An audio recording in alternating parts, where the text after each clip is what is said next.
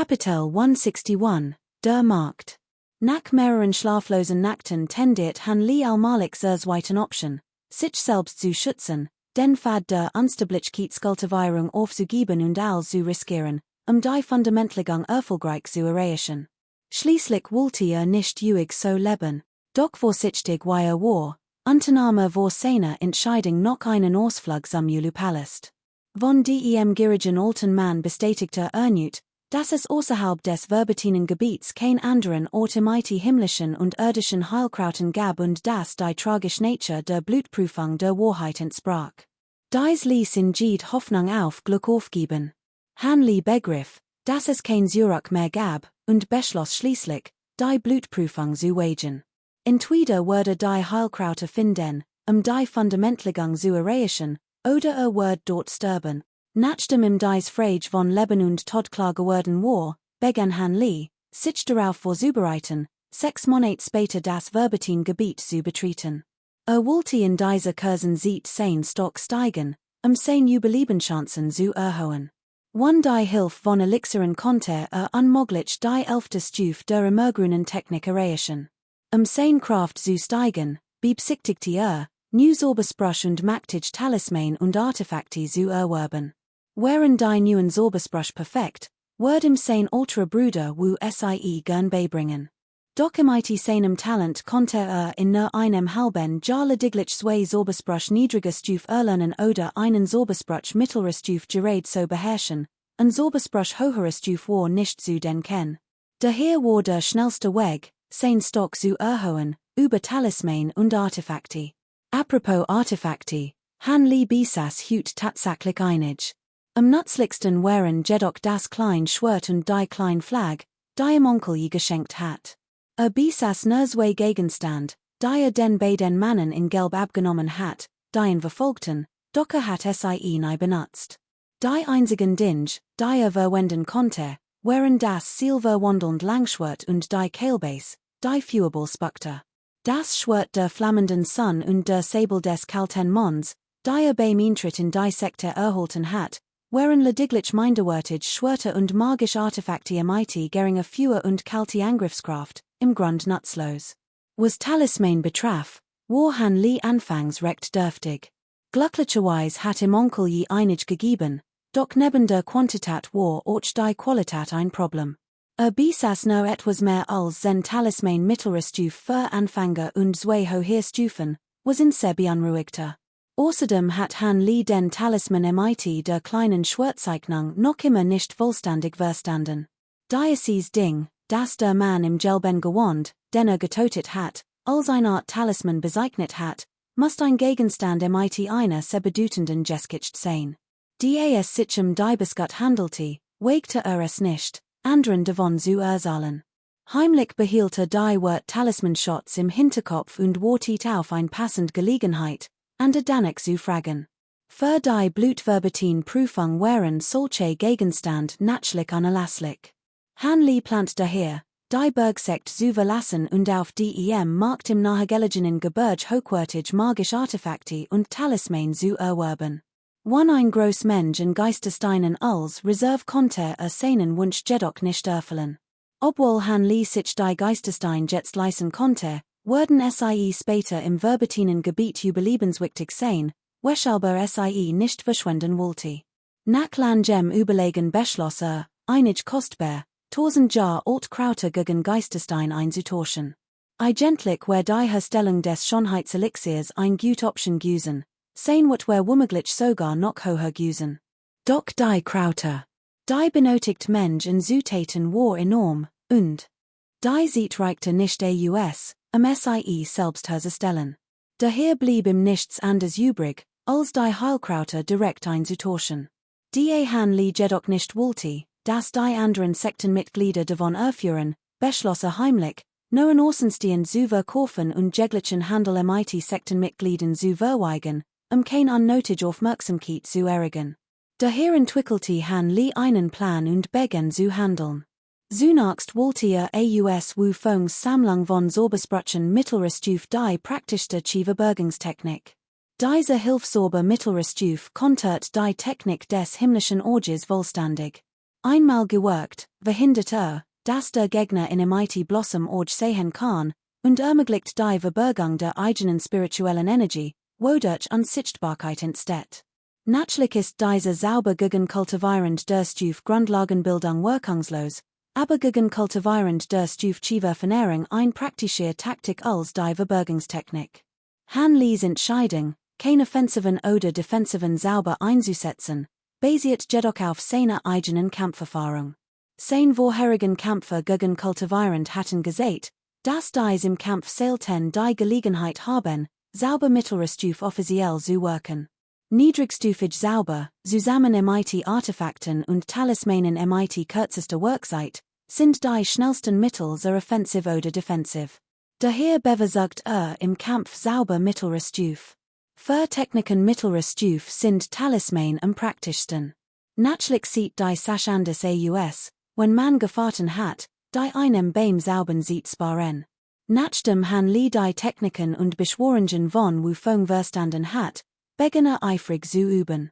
Dies Chiva-Bergungstechnik mittlerer Stufe unterscheidet sich jedoch grundlegend von den Hilfstechniken wie der Windkontrolltechnik und der Tarnungstechnik, die zu gut hat. SIE ist extrem schwer zu erlernen, und es scheint, als sei es ein groß Herausforderung, SIE innerhalb eines halben Jahres vollständig zu meistern. Daher übte han Lee tagsüber fleißig die Chiva-Bergungstechnik und nutzte nachts die Grünflüssigkeit, verstuiden spirituell Krauter zu kultivieren. Zu verhindern, dass Meister Ma dies Krauter entdeckt, wartet bis der Meister SIE gesammelt hat, bevor SIE an Bord. Zu diesem Zeitpunkt gab es nur noch wenig Krauter im Garten. Schließlich verströmten die tausendjährigen Krauter einen ganz besonderen Duft. Glücklicherweise verwählt Meister Ma jedoch nie lange, wenn die Krauter sammelte. Jedes Mal eilte hierin und wieder hinaus, scheinbar immer in Eil, obwohl han Lee nicht wusste, warum. Es interessiert ihn nicht, was der an der Tat, für ihn war es am besten, wenn Meister Ma sich so beeilte, damit sich nicht in seine Angelegenheiten einmischte und seinen großen Plan vollenden konnte. Kapitel 162, der Pavillon der Zentorsen Schatze. Der Markt des Huangfengtals Arnolti se dem von Han Lees Heimatstadt Qingniu. Das gesamte Gebiet best an aus nur einer einzigen, in Nord-Süd-Richtung verlaufenden Straße. Im südlichen Teil standen Dutzend von Hausen unterschiedlicher Groß, manche hoch, manche niedrig, manche mehrstockig, manche einfach nur klein, die ein uneben, hugelig Landschaft bildeten. Sie all gehorten zum Huangfengtal, doch weniger als die Hälfte wird noch von den Schulen des Tals selbst verwaltet. Die andere Hälfte waren Kultivierungsfamilien und abtrünnig kultivierend für den jährlichen Handel verpachtet. Der Markt war hauptsächlich gefüllt mit Läden, die Materialien, Talisman und magische Artefakte verkauften. Es gab auch einen Laden, der sich auf den Verkauf grundlegender Kultivierungstechniken spezialisiert hat, sowie zwei Tavernen und ein Hotel, in denen die Leute aßen und übernachteten. Abgesehen von einigen wenigen Schulen und auf sehr niedrigeren Ranges lebte dort ganzjährig ein betrachtlich Anzahl von Meistern der Gründungsphase, für Ordnung zu sorgen und Unruhen zu verhindern. Das nördliche Ende der Straße war jedoch völlig leer und eigens für kultivierend reserviert, die dort vorübergehend ein Stand aufbauen konnten. Indem man die Verwaltung Diocese bereits einfach einem niederen Geisterstein der Jünger des Huangfengtals anvertraut, konnten Fremde ungestört den ganzen Tag über Stand aufbauen und ihre Waren verkaufen. Sie konnten sogar den Schutz dieser Jünger genießen und so die Angst vor Ratschsüchtigen Feinden ausräumen. Diese Maßnahmen, zusammen mit dem einzigartigen Straßenbild, sorgten dafür, dass das Handelsgebiet des Huangfengtals das ganz Jahr über floriert. Darüber hinaus lockte das gelegentlich auftauchen seltener Schatze auf dem Markt noch mehr Kultivierenden, die auf Plünderung aus waren. Jedoch keinen Verdacht zu erregen, betrat han Lee die Stadt nicht durch das naheliegendste südliche Tor, sondern nahm einen Langen Umweg und kam von Norden. Bevor das Tor betrat, setzte sich einen grünen Strohhut auf, sein Gesicht zu verbergen und unerkannt zu bleiben. Es war bereits später Nachmittag. Als sich in den Straßen der Stadt schien es nicht viel Menschen zu geben. Dies war jedoch völlig normal, Schließlich war Diocese Handelsviertel kein geschäftlicher Ort des Alltags, kein Ort standarder Hektik und Betriebsamkeit. Diogenigen, die hierher kommen konnten, waren allesamt kultivierend, eine von 10.000. Allein die Tatsache, dass es überhaupt so viel Lut gab, war schon beachtlich. Hanli schmunzelt vor sich hin und ging den zu den kleinen Standen an beiden Strassenseiten. Beschloss, dies kleinen Läden zuerst zu begutachten, zu sehen, ob es etwas Bemerkenswertes gab, und sich dann den größeren Geschäften zu wenden. Nach einem kurzen Blick war Hanli etwas enttäuscht. Die waren an diesen kleinen Standen waren, bis auf 3 oder 4, die kaum der Riedwort waren, fuhren praktisch nutzlos, sie zu kaufen, where nur ein Verschwendung von Geistesteinen. One weitere Zeit zu verlieren, drehte sich und rannte direkt zu den größeren Geschäften. Pavillon der 7 Genialität, Pavillon der Windführung, Turm der himmlischen Handwerkst. Diesmal suchte sich Hanli nicht wollos einen Läden aus, sondern schlendert langsam die Straße entlang. Nachdem sich die Namen und Größen der Läden sorgfältig eingeprägt hat, wollte den imposantesten und von anderen Kultivierenden häufig besuchten, den Turm der 10.000 Schätze, und betrat in. Schon beim Hören des Namens wusste dass der Besitzer von seinen Waren übersät war, und Hanli hoffte, dass die wertvollen Gegenstand hier selten sein würden und nicht im leeren Handen gehen wird. Kaum war eingetreten, war Hanli überrascht. Die helle Leuchtet Halle, die Dutzend von Menschen fassen konnte, wann das es beängt wirkte, war aus kostbarem Rosenholz gefertigt und im eine langen Reihe von the Ken ausgestattet. 7 oder 8 Diener, allen einheitlichen grünen Roben, strahlten ein bedrückende Atmosphäre aus im Inneren der Halle erklärten zwei dieser grün gekleideten Diener einigen Gasten, die offenbar kultivierend waren, etwas. Und denn the Ken wird ein breit Palette von Gegenständen ausgestellt, die scheinbar nur von Kultivierenden verwendet werden konnten, von einfachsten Materialien bis hin zu den gebrauchlichsten Talismanen und Artefakten. Hanli lächelt, es schien, als hatte den richtigen Ort gefunden. In diesem Moment trat ein dieneranlich Gestalt vor, in Lächeln zu begrüßen. Was mochten Sie sehen, mein Herr? Soll ich Ihnen etwas vorstellen?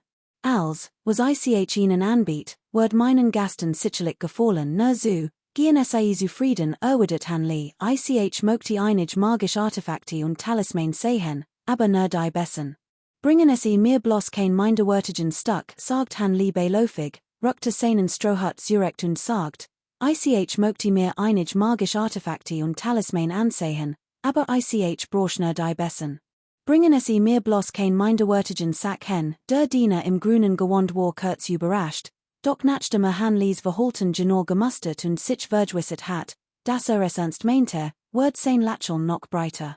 Wusste, dass einen wichtigen Kunden gefunden hat, und führte Hanli rasch hinein, persönlich in den VIP-Raum im zweiten Stock. Die Einrichtung dort oben unterschied sich deutlich von der Haupthalle im Erdgeschoss. Der Raum war nicht nur viel kleiner, sondern auch im antiken Tischchen und Stühlen ausgestattet, was ein elegant, geräumig, warm und behaglich Atmosphäre schuf. Was all überraschte, war ein kostbarer Rauchigfass in der Ecke des Raums, in die ein Bundel Rauchestapchen langsam brannte und den Raum im einem zarten, angenehmen Sandelholzduft erfüllt. Ein kultivierter und eleganter Mann mittleren Alters, der ein Ortsbutch in der Hand hielt, stand im Raum und las laut vor. Schien keinerlei magisch Kräfte zu besitzen, ein ganz gewöhnlicher Mensch. Hanli schmunzelt leise, dieser Ort ähnelte überhaupt nicht einem Handelsposten, sondern dem Wohnsitz eines wohlhabenden Mannes. Als der Leser Hanli kommen sah, schloss ruhig sein Butch, während sein Begleiter eilig vortrat und ihm ein paar Wörter so flüstert. Daraufhin faltet der Mann die Hand am Gruss, lächelt und sagt, ich bin Tien Bo Li, der Leiter des Wanbau-Pavillons. Darf ich Ihren Namen erfahren? Li Fei Yu, sagt Han Li Wan Umschweif und nannte seinen Freund so. Bruder Li, bitte nehmen Sie Platz, gehen Sie und kochen Sie Tee. Bringen Sie mir einen erstklassigen Bitch van Tee, der Mann mittleren Alters führte Han Li zu einem Platz und weist seinen Diener an. Bruder Li, sind Sie am ersten Mal bei uns? Nachdem Han Li es sich bequem gemacht hat, fragte der Mann hoffentlich, hey, Manager Tien hat wirklich scharf Organ. Es ist tatsächlich mein erster Besuch bei Ihnen, sagt Han Li und verstellt sein Stimm, so dass sie tief und rau klang. Aber sie summers 10-mal higher sind oder nicht, spielt kein Roll. All eine Besuch ist an sein Ere. Wer denn dafür sorgen, dass sie zufrieden sind, sagt der Ladenbesitzer selbstsicher. Wenn ich als notwendig in einem Laden find, brauch ich nicht in zwei anderen zu gehen. Ich hoff, die Waren in ihrem Laden sind wirklich gut, sagt Han Li, halb gläubig, halb skeptisch. Kapitel 163, Schatze in der Brokatkist. An diesem Punkt begann Manager Tien, Han Li die Gegenstand in den Brokatkisten vorzustellen. Ein Set goldener Talisman Muttersohn Klingen, bestehend aus einer Mutterklinge und 8 Sohnklingen, gefertigt aus reinem Gold und Eisen. 3 Tage und 3 Nächte lang von einem Experten der Fundamentierungsstufe geschmiedet. Allein durch das Halten der Mutterklinge kann man gleichzeitig 8 Sohnklingen kontrollieren und den Feind angreifen, was es ihm schwer macht, sich zu verteidigen. Sie sind unglaublich scharf, du tiet auf ein Set blasgelber, seltsame Klingen in einer Kiste und erklärt sie. Han Li sagt nichts, griff nach einer violeten Klinge, betrachtet sie einen Moment lang aufmerksam, nickte dann leicht und legte sie wieder hin. Der mysteriös eisenfliegend Schild, ein extrem seltenes Verteidigungsartefakt, gefertigt aus einem großen Block dunklen Eisens aus der kalte Region. Ist nicht nur unglaublich robust und unzerbrechlich, sondern kann sich nach der Aktivierung automatisch umschließen und verteidigen. Der Handler Tien hob einen kleinen, handtellergroßen Eisenschild auf und reichte in Han Li bei läufiger Begutachtung. Han Li hielt den Schild in der Hand und beruht sanft die Muster auf seiner Oberfläche. Nach kurzem Nachdenken fragte darf ich versuchen, einen sauber darauf zu wirken? Natürlich, Bruder Li, nur so, antwortet der Handler großzügig. Han Li zögert nicht lange und lenkte langsam sein spirituell Kraft auf den Gegenstand in seiner Hand. Sofort erstrahlt der Eisenschild in einem schwarzen Licht, das sich augenblicklich mein Vielfaches verstärkte, denn aus seiner Hand flog, in der Luft schwebte und sich langsam in Hirn bewegt. Sein Geringe groß schützte perfekt sein lebenswichtigen Organ. Han Li war überglücklich und steuert den Schild, leicht abgelenkt. Tatsächlich bewegte sich automatisch nach seinen Gedanken auf und unglaublich agil und geschickt. Nach dem Test war Han Li von diesem magischen Artefakt äußerst begeistert. Was im jetzt am meisten fehlte, war genau so ein lebensrettendes Artefakt. Mit diesem Schild würden seine Überlebenschancen im Blutverbeet-Experiment deutlich steigen. Han Li zeigte jedoch zunächst keine Reaktion. Schweigend legte den Eisenschild zurück in die Schachtel und wartete weiter darauf, dass der an der seine Vorstellung fortsetzt. Der Handler tat es nicht. Trotz Han Lis Missfallen empfahl begeistert den nächsten Gegenstand, ein klein Blaupel von der Großeiner Pill. Himmlisch Donnerperl, sagt Wo Hunderten von Jahren werfenert ein mysteriöser kultivierender sie unabsichtlich, indem den Blitz von Himmel und Erde absorbiert. Jeedpool besitzt immens Kraft, man sagt, selbst ein Kultivierender der Gründungsstufe wird, der diesem Blitz frontal gegenübersteht, so osche verbrannt. Ursprünglich gab es 73 Pellen, aber nur wenig sind übrig geblieben. Dies hier wird von unserer Einrichtung nach erheblichem Ressourcenaufwand erworben, nach diesen werden konnte Manager Tien einen Anflug von Stolz nicht verbergen und hob die Seltenheit dieser Donnerperl hervor. Han Li war davon beeindruckt. Ein Gegenstand, der einen Kultivierenden der Fundamentierungsstufe töten konnte. Ein solch mächtiges Objekt war wahrlich selten, in so Erlingen bedeutet, ein todlich Waff zu besitzen, während man das Verbetin-Gebiet durchquert. Nur war sein Preis so exorbitant, dass einem Angst machte, sonst wäre nicht bis heute unverkauft geblieben. Nachdem die blau Blitzball vorgestellt hat, sprach Manager Tien nicht mehr. Stattdessen warf Han Li einen bedeutungsvollen Blick zu, nahm dann ein Tast auf den Tee und begann, in langsam zu genießen. Obwohl noch immer ein Brokatbox auf dem Tisch stand, die nicht erwähnt hat, sprach sie kein einziges Malen. Han Li lächelt, die Manager Tiens Absichten verstand. Wusst, es waren der Zeit, im etwas von Seine Stock zu sagen, sonst würde den Schatz in der Brokatbox nicht so leicht preisgeben. Diocese mal hat han Lee Vorsitz-Schalber neben den 2000 Jahr alten Heilkrauten auch all sein Geisterstein mitgenommen, darunter zwei mittelgradig und fast 100 minderwertig. Allerdings würde dies Geisterstein nicht so leichtfertig verwenden, verlies sich einfach auf sein zwei eigenen, und das war nur die Wurzel des Heilkrauts. Ehrlich gesagt was han Lees war, das 1000 Jahr als Heilkraut in der heutigen Kultivierungswelt extrem selten und daher sehr wertvoll war, aber hat keine Ahnung, wie viel Geisterstein es war oder gegen welch magischen Artefakte man es eintauschen konnte. Gab jedoch zu, dass es mehr als genig war, den kleinen Schild und den goldenen Talisman Muttersohn-Sabel, den ursprünglich gekauft hat, zurückzubekommen. Was den Donnergottsohn anging, war sich han Lee nicht ganz sicher, aber in Gemmels bekommen wird. Holt nicht die beiden wertlosen Krauter gleichzeitig heraus, sondern zuerst ein klein, ungewöhnlich wertvoll aussehend Holzkist aus seiner Tasche, in der sich ein einzelnes Kraut befand. Han Lee tat dies, weil das Prinzip Menschen brochen ein Verkleidung, Buddha brocht einen wohend Verstand. Wusst, dass durch geschicktes Vortorschen den wird des Krauts verdria farschen und so jeglichen Verlust für sich selbst vermeiden konnte. Han Lee offnet die Kiste nicht, sondern reichte sie direkt dem anderen. Ladenbesitzer Tien, der Han Lees Bewegungen heimlich beobachtet hat, sagt nichts weiter. Nachdem die Kiste entgegengenommen und begutachtet hat, öffnete ruhig den Deckel. Als Ladenbesitzer Tien den Inhalt sah, war kurz überrascht, doch dann verfinstert sich sein Gesichtsausdruck. Bruder Lei, planst du etwa, diesen kaiserlichen Geisterpilz gegen ein Pratschstück an Sears Ladens einzutauschen? Das ist nichts besonders wertvolles, es ist denn, es handelt sich ein erstklassiges, über 2 oder 300 Jahre alt Stück. Ansonsten ist es praktisch wertlos, sagt Tien cool. Han Lee lacht mehrmals cool auf, wann etwa zu erklären oder zu sagen. Ahmte das Verhalten des anderen nach, schenkte sich ein Tastaftenden Tee ein und begann genüsslich zu trinken. Angesichts von Han Lees unerschütterlichem und furchtlosem Handeln wird Manager Tien misstrauisch. Konzentriert sich, senkt erneut den Kopf und untersuchte die spirituellen Krauter in der Schachtel noch einmal eingehend.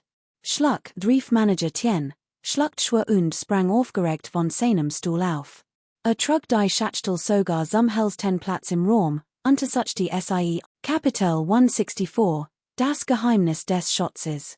Älteste Ding, würden sie bitte einen Blick darauf werfen? Ich vermute, es konnte sich 1000 Jahre als Heilkraut handeln, bin mir aber nicht ganz sicher und hoff, älteste Ding kann sein Alter bestimmen, sagt Handler Tien bescheiden und reichter im die Brokatschachtel. 1000 Jahre als Heilkraut, fragte älteste Ding ungläubig, nahm die Schachtel aber dennoch entgegen. Bitte untersuchen es sorgfältig. Ist es wirklich 1000 Jahre als Huangjingkraut? Fragte der Handler, bemüht, sein Aufregung zu unterdrücken, und sprach etwas hastig. Der Altmann sagt nichts weiter, sondern kniff die Augen zusammen und untersuchte aufmerksam Form, Farb und sogar die Adern des Gegenstands in der Schachtel. Diligentlich führte die Schachtel in sein Näs und rock mehrmals darin.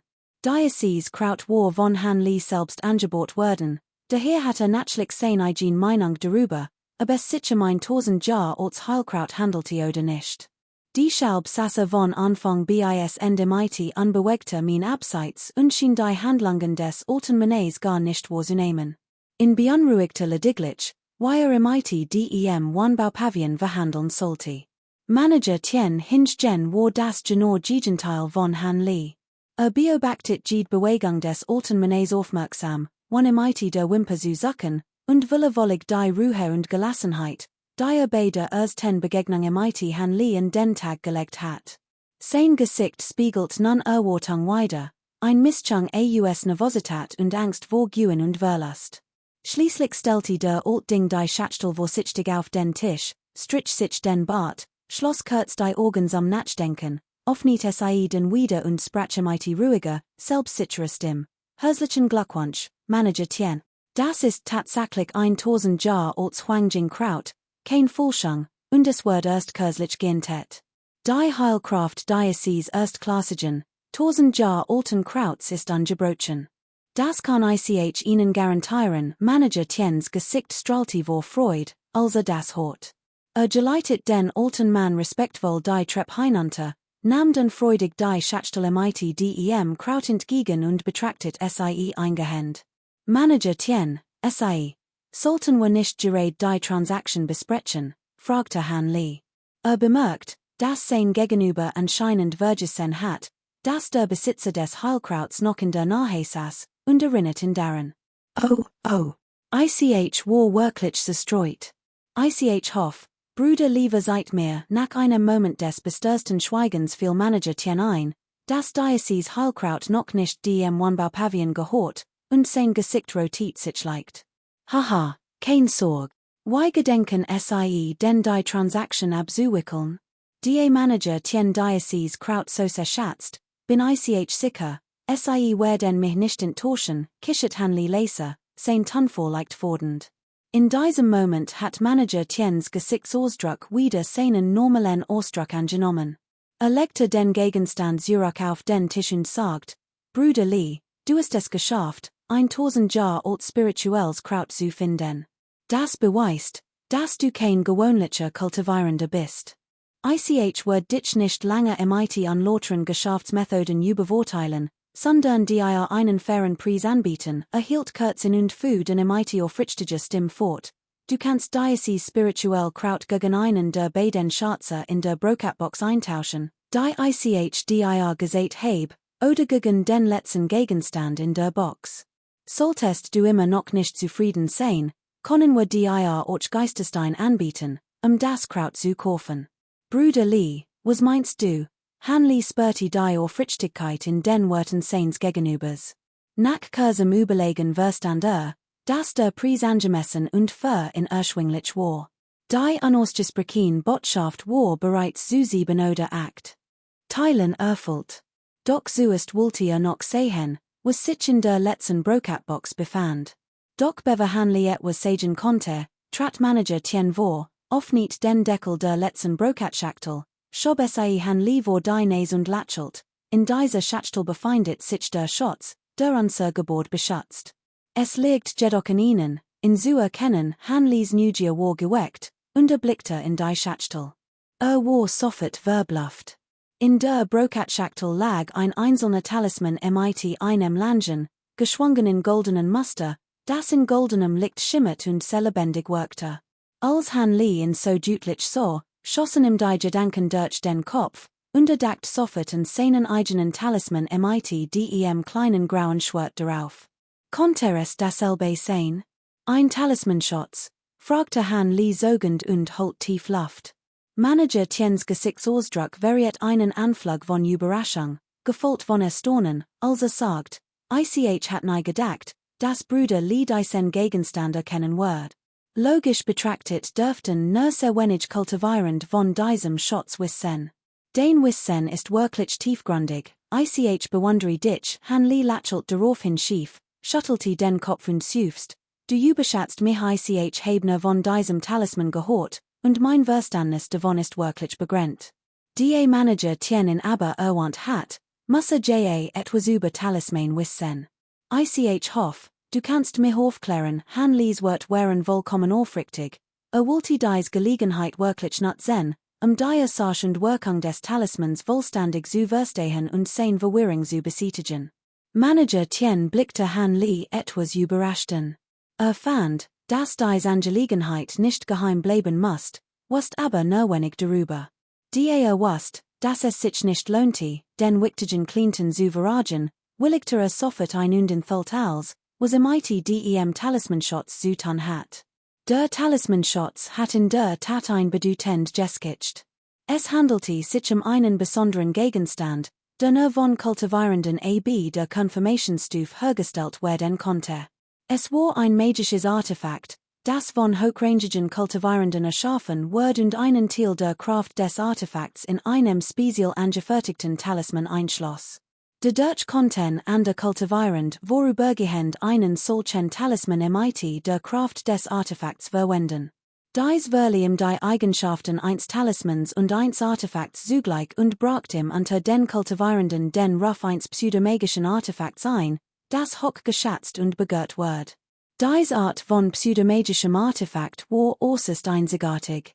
Seine Schaffung erfordert einen Kultivierenden mindestens auf der Stufe der Kernbildung, doch kultivierend alle Stufen konnten in nutzen.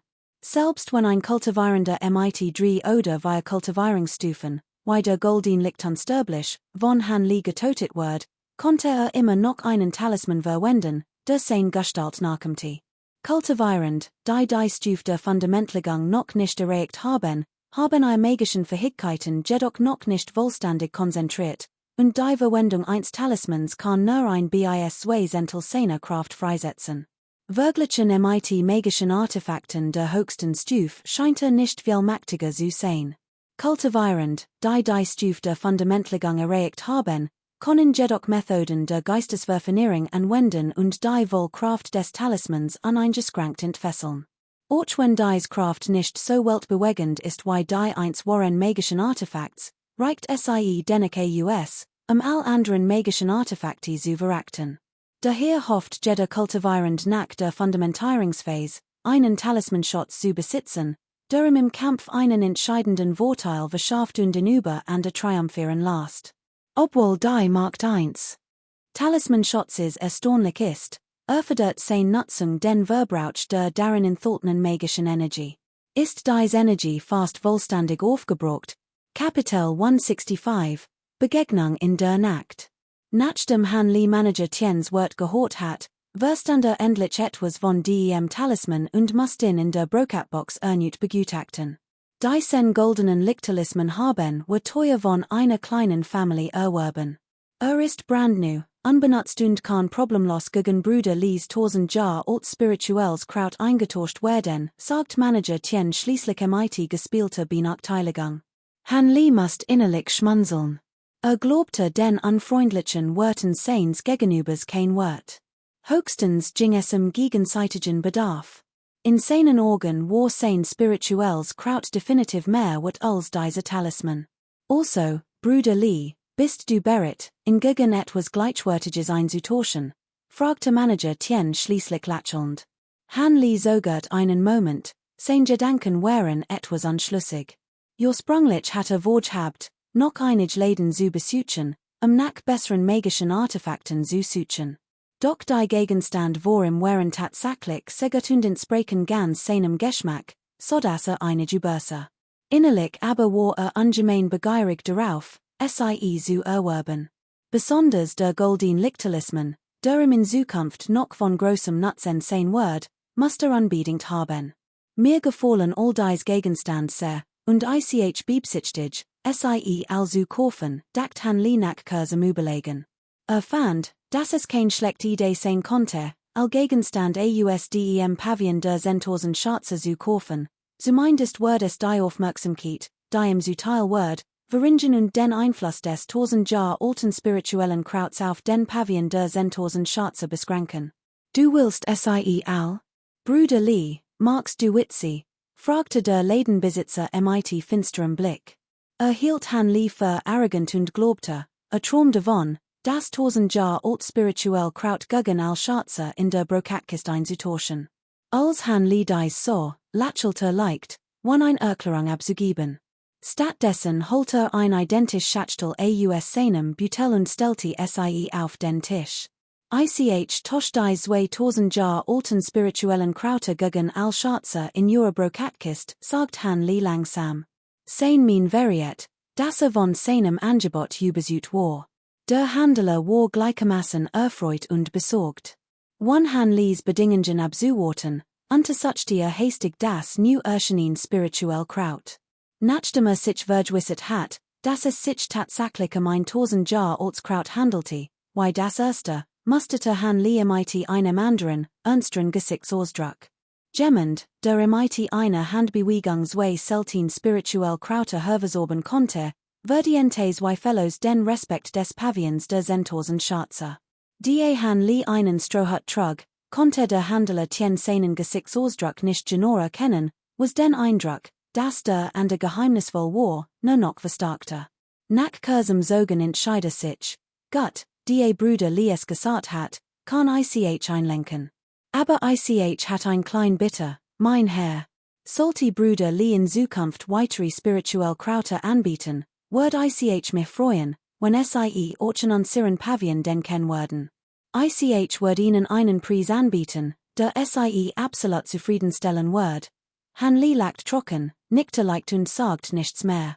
Innerlich süfste jedoch, denn wusst, dass sein gegenüber misstrauisch geworden war. Es schien, als muss man in Zukunft solchen spirituellen Krauten sparsam umgehen, kein fatalen Folgen zu riskieren. Ladenbesitzer tien kannte Han Lees Gedanken nicht, aber als dessen Zustimens nicken so, war überglücklich. Wenn der Mann namens Liam tatsächlich 1000 Jar als Elixir besorgen konnte, dann hat sich sein hütiges Opfer und sein Kompromiss bei dieser kleinen Ausgabe vollkommen gelohnt. Daher tauschten Ladenbesitzer Tien und Han Lee die waren getrennt aus. Nachdem beide Seiten waren erhalten hatten, waren sie überglücklich. Han Lee verabschiedet sich und verließ den Wohnbauturm. Wagte es nicht einmal, ein Sekund langer auf dem Markt zu verweilen, sondern verließ sofort dessen Grenzen und flog davon. Befürchtet, der Wohnbauturm konnte einen Experten schicken, ihn heimlich zu verfolgen, flog nicht direkt in Richtung Huangfengtal, sondern verließ das teure Gebirge. Nachdem die Route etwa 3 oder 4 Tage lang überlegt hat, nahm selbstbewusst einen großen Umweg und flog zurück in Richtung Huangfengtal. 3 Tage später, in der Abenddämmerung, erreicht Han Lee die Ausläufer des Gebirges. Das dunkel Word, suchte sich aus Sicherheitsgründen ein abgelegenen Steinhol, dort die Nacht zu verbringen und am nächsten Tag eines Huangfengtals zurückzukehren. Die Steinhol lag etwa auf halber Hoch des Berges, und einige Verstrut Felsen versperrten den Eingang, so dass sie von außen schwer zu erkennen war. Han Lee hat das Glück, sich hinzuschleichen. Nach einer Mahlzeit legte seinen am Hangen und lehnte sich in die Felswand, seine Energie zu kultivieren. Unwissend, dass es bereits nach Mitternacht war, hört Han Lee plötzlich das Rascheln seines Umhangs im Wind, gefolgt von einem dumpfen Schlag, als ob jemand draußen vor der Hole aus der Luft gefallen war. Han Lee zuckte zusammen und seine Müdigkeit war augenblicklich verflogen. Konnte mich jemand vom Wohnbauturm verfolgen? Dachte und steuert unwillkürlich auf den ungünstigsten Teil des Orts zu. Schwester, die Bedingungen hier sind gar nicht so schlecht, es ist abgelegen und verlassen. Ich glaub, das ist der richtige Ort, tonte einem irgendwie vertraut Mannestim von draußen. Han Lee war kurz überrascht, süfst dann aber schließlich. Wenn es nicht gerade jemand vom Pavillon der 10.000 Schatze war, der auf der such Nackbüt war, dann war der und nur auf der Dirtreise, und es gab nichts mehr zu befürchten. Schwester, warum schaust du mich so an? Du hast doch noch nie die Freuden eins Mannes oder einer Frau erlebt. Hüt wird dein alter Bruder dich aufs Best verwohnen, damit dein Leben als Frau nicht verjudet ist. Sonst bist du bald verloren, und das war eine Verschwendung deines wunderbaren Schatzes. Die Stimme des Mannes war weder schnell noch langsam, sondern äußerst sanft, doch der Inhalt seiner Wort war wahrhaft besonnen und herzlos. Han Lee holt tief Luft und verbüht sich vor dem Mann draußen. Hat nie gedacht, dass jemand solch einem Tonfall solche abschulischen und perversen Wort über sexuell Übergriff anschließendem Mord aussprechen konnte. War zutiefst beeindruckt. Außerdem war draußen nur ein Mannestim zu hören, kein Frauenstim, was deutlich darauf hindutit, dass dies junge Schwester bereits von ihm unterworfen worden war und nun wahrscheinlich nicht einmal mehr den Mund aufmachen konnte. Doch die Stimme dieses Mannes kam ihm so bekannt vor, musste ihm schon einmal begegnen. Kapitel 166, Erbarmungslos. Haha. Da ist es gefunden. Ich wusst, mein klein Schwester wird es bestimmt mitbringen, und ich hat recht, rief Bruder Lou aufgeregt und zog ein klein rot Holzkist ausdem Stapel. Der Deckel war offen, aber Han Lee konnte den Inhalt wegen des toten Winkels nicht sehen. Sein Neugier wuchs, doch wagte es nicht, unüberlegt zu handeln. Wusst, dass sein Gegenüber so bösartig war, dass sogar fähig war, seiner eigenen Freundin etwas anzutun. Wenn dieser klein Bruder entdeckt wird, where umso entschlossener, in zu toten, in zum Schweigen zu bringen. Außerdem hatte die Markt der Windmagi seines Gegners selbst erlebt, Angriff und Verteidigung waren unglaublich stark und übertreffen seine eigenen rudimentären Fähigkeiten bei weitem. Darüber hinaus war die magische Kraft seines Gegners weitaus ausgeprägter als seine eigene, sie befand sich bereits auf Stufe 12 der mittleren Stufe. Daher war unabhängig von Magie oder magischer Kraft, absolut im Nachteil und schien keine Chance auf den Sieg zu haben. Han Li war jedoch überzeugt, dass seinem Gegner widerstehen konnte, wenn all seine Kraft einsetzt. Schließlich waren seine vorhandenen magischen Artefakte, zusammen im IT den neuen, nicht zu unterschätzen. Es war ungewiss, wer wenn im Kampf toten wird. Han Li hat jedoch kein Interesse daran, sein Leben für ein solche heldenhafte Rettungsaktion zu riskieren. Schließlich standen und junge Schwester Chen sich weder nahe noch mochten sie einander. Sie hat einen grausamen und verabscheuungswürdigen Mann zu ihrem geliebten erwählt und sich ihm hingegeben. Wem konnte sie es verdenken? War nicht so klug, sein Leben dafür unnötig zu riskieren. Daher plant das ganze Drama abzuwarten und dann getrennte Wege mit ultram Bruder zu gehen, one weiteren Kontakt zu dem anderen. Natürlich wird Han Li diesem sechsten ultran Bruder später noch mehr Aufmerksamkeit schenken müssen.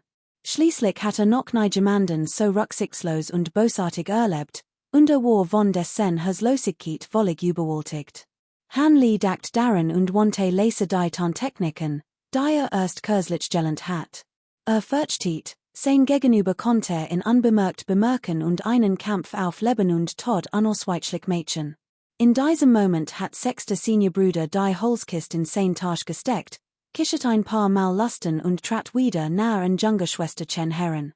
Während aufgeregt die Kleider vom Leib riss, murmelte seinen ersten Gedanken vor sich hin, woraufhin Han Li, der sich abseits versteckt hielt, einen Schauer über den Rücken lief. Junge Schwester, gib mir nicht die Schuld. Ich hat kein Wohl. Du solltest wissen, dass die Arrogantigung das selbst gesagt hat. Sagt, solange wir unser Beziehung wohlständige brechen, wird sie, nachdem ich die Fundamentierungsphase erreicht und mit gemeinsam trainiert habe, größten Hong Fu bitten, mich persönlich als Schülerin anzunehmen und mir bahnbrechend göttliche Fähigkeiten beizubringen. Das ist ein Chance, in den Himmel aufzustigen. Mein älterer Bruder will sich dies Gelegenheit auf keinen Fall entgehen lassen und hat deshalb kein ander Wahl, als meine junge Schwester ungerecht zu behandeln am Boden liegend, guckt die junge Schwester Chen vor Wort. Nach diesen herzlosen Worten zitterte sie vor Zorn und wünschte sich, sie konnte sich sofort aufsetzen und diesen grausamen Mann wütend beißen, ihren Groll zu entleden. Doch leider hat dieser herzlose Mann sie bereits im IT der Windfesselungstechnik gefesselt, so dass sie sich nicht einen Zentimeter bewegen konnte, nicht einmal den Mund öffnen, zu flüchen. Sie konnte sich nur seinen Lohnen ergeben. Doch die Nächsten ließen ihre Hand und Fuß eiskalt werden, und sie erstickt fast. Hast, where meine junge Schwester nicht die einzige Tochter des Patriarchen. Der Familie Chen, where es tatsächlich nicht unmöglich, sie im Leben zu lassen. Ich fürchte jedoch, dass ihr Leben has umschlaut und sie die Macht der Familie Chen nutzt, sich mehr zu rächen und dies überall zu verbreiten, was meinen Ruf ruinieren wird.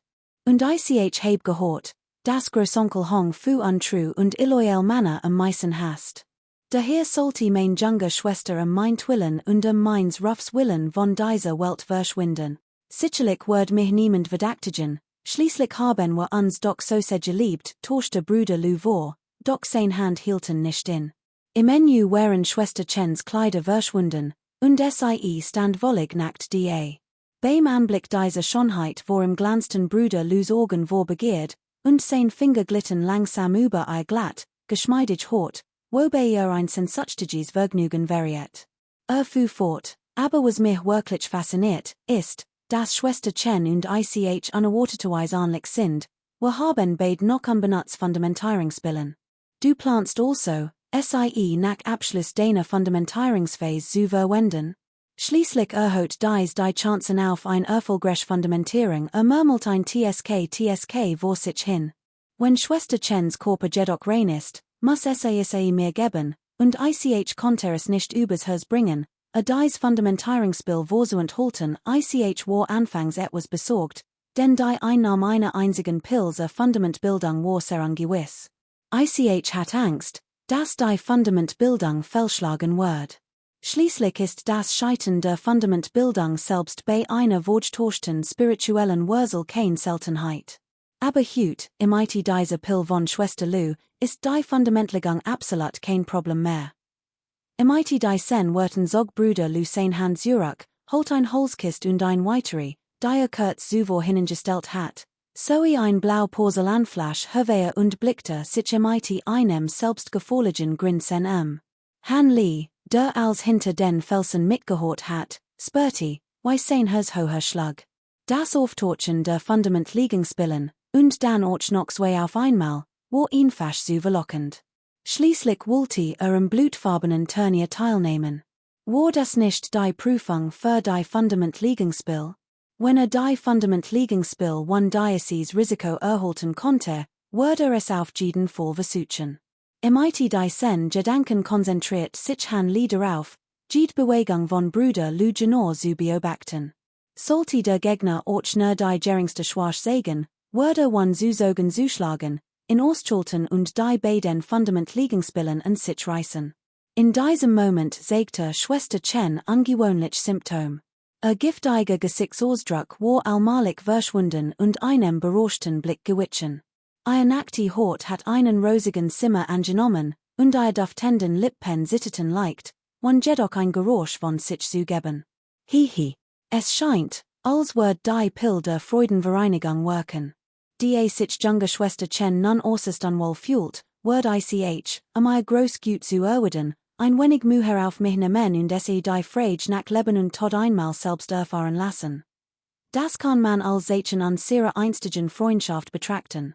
Ultra Brüder Lou, murmelte etwas wollig Unverschämtes vor sich hin, steckte den Gegenstand in seiner Hand weg und griff nach seinem Gürtel, als wolle in Vergewaltigen. Kapitel 167, Erbitterter Kampf, Teil 1. Die bereits in Tant war, hat es keinen Sinn mehr, sich higher zu verstecken. Han Lee holt tief Luft, legte seinen blendenden Schutzschilden und hielt in jeder Hand ein magisches Artefakt, als hinter dem Steinhofen hervertrat. Du bist es, rief Ultra Brüder Lou überrascht aus, als Han Lees Gesicht deutlich sah. Hat nicht erwartet, dass dieser Han Lee noch erkennen wird.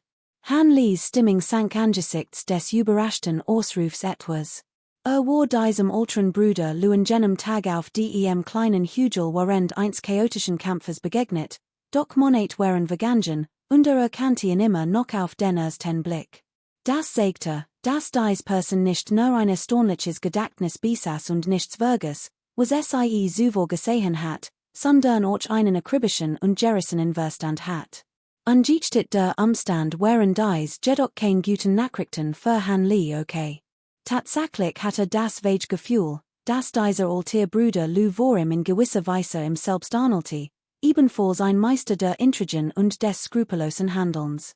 Besonders dessen Arroganz Auftreten vor anderen erinnerten an Han Lees unterwürfige Verbeugung, eine Art Täuschung. Nur wollte Han Lee keine Aufmerksamkeit erregen, während Ultra Brüder Lou absichtlich Verachtung provoziert, sein wahres Gesicht zu verbergen. Han Lee muss jedoch zugeben, dass weder so schamlos noch so rücksichtslos und bösartig sein konnte wie der andere. Strebte stets nach einem Mittelweg und kümmert sich nur sein eigen Moral, nicht die Meinung anderer. Während Han Lee nachdacht, verfinstert sich auch der Gesichtsausdruck von Ultram Brüder Lou, als beim ebenfalls etwas einfallen war. Sein Blick auf Han Lee blitz wild auf. Verbarg nicht den geringsten Anflug von Mordlust. Han Lee seufzt. Hat eigentlich ein paar Wort verlieren wollen, in der Hoffnung, sich eine List herauszureden, doch angesichts der Haltung und der Gerissenheit seines Gegners gab es keinen Trinnen. Nur einer von ihnen konnte überleben, also war es überflüssig, weiterzureden. Beschloss, den ersten Schritt zu tun. Im diesem Gedanken im Kopf sagt Han Lee kein Wort mehr.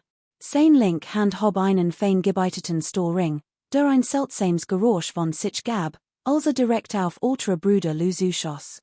Daraufhin leuchtet sein rechter Hand helauf, und ein dunkelgrün Kehlbase erzien darin. Aus der Öffnung der Kehlbase schossen 5 oder 6 schwarze Kugeln hervor, dicht hinter dem Storing. Doch Han Li gab nicht auf. Öffnet sein linke Hand und schwang sie in der Luft, wodurch augenblicklich mehrere rot Feuerball entstanden. Mit einem leichten Sitten sogar dies Feuerball zusammen und schludert sie den Nurend auf ultra Bruderlü, los augenblicklich, begleitet von einer sengenden Hitzwell, zerstruten sich die Feuerball wie ein Bienenschwarm in all Richtungen und trafen Senior Bruderlü aus verschiedenen Winkeln. Mit diesem einen Angriff hat Han Li fast sein gesamtes Können eingesetzt, bevor das neue Artefakt erlangt hat. Obwohl nicht all Techniken der Talismanangriff nutzte, war die letzte Technik, das gleichzeitig Abführen dieser Geschoss, etwas, das Han Li Mussum von Wufong gelernt hat, seinen Gegner zu überraschen und blitzschnell zu zerschlagen. Hatte sich mit dem neuen Artefakt nicht vertraut gefühlt und wär sein Anfangsgeschwindigkeit nicht so an sich gewesen, hat Han Li sie allweil einen Bienenschwarm losgelassen, die Kraft des neuen Artefakts weitaus größer war als die sein sollten. Doch fast zeitgleich mit Han Li's Angriff war auch Senior Bruderlü nicht untätig. Mit einer Handbewegung erzien ein großes, smaragdgrünes Banner von etwa einem Meter Länge in seiner Hand. Das Banner leuchtet in einem hellen Grün, und darauf war ein wilder grüner Drasch gestickt, der sein Zahn und Klauen fletschte. Erst jetzt bemerkt ultra Bruderlü Han Li's anhaltend Angriff.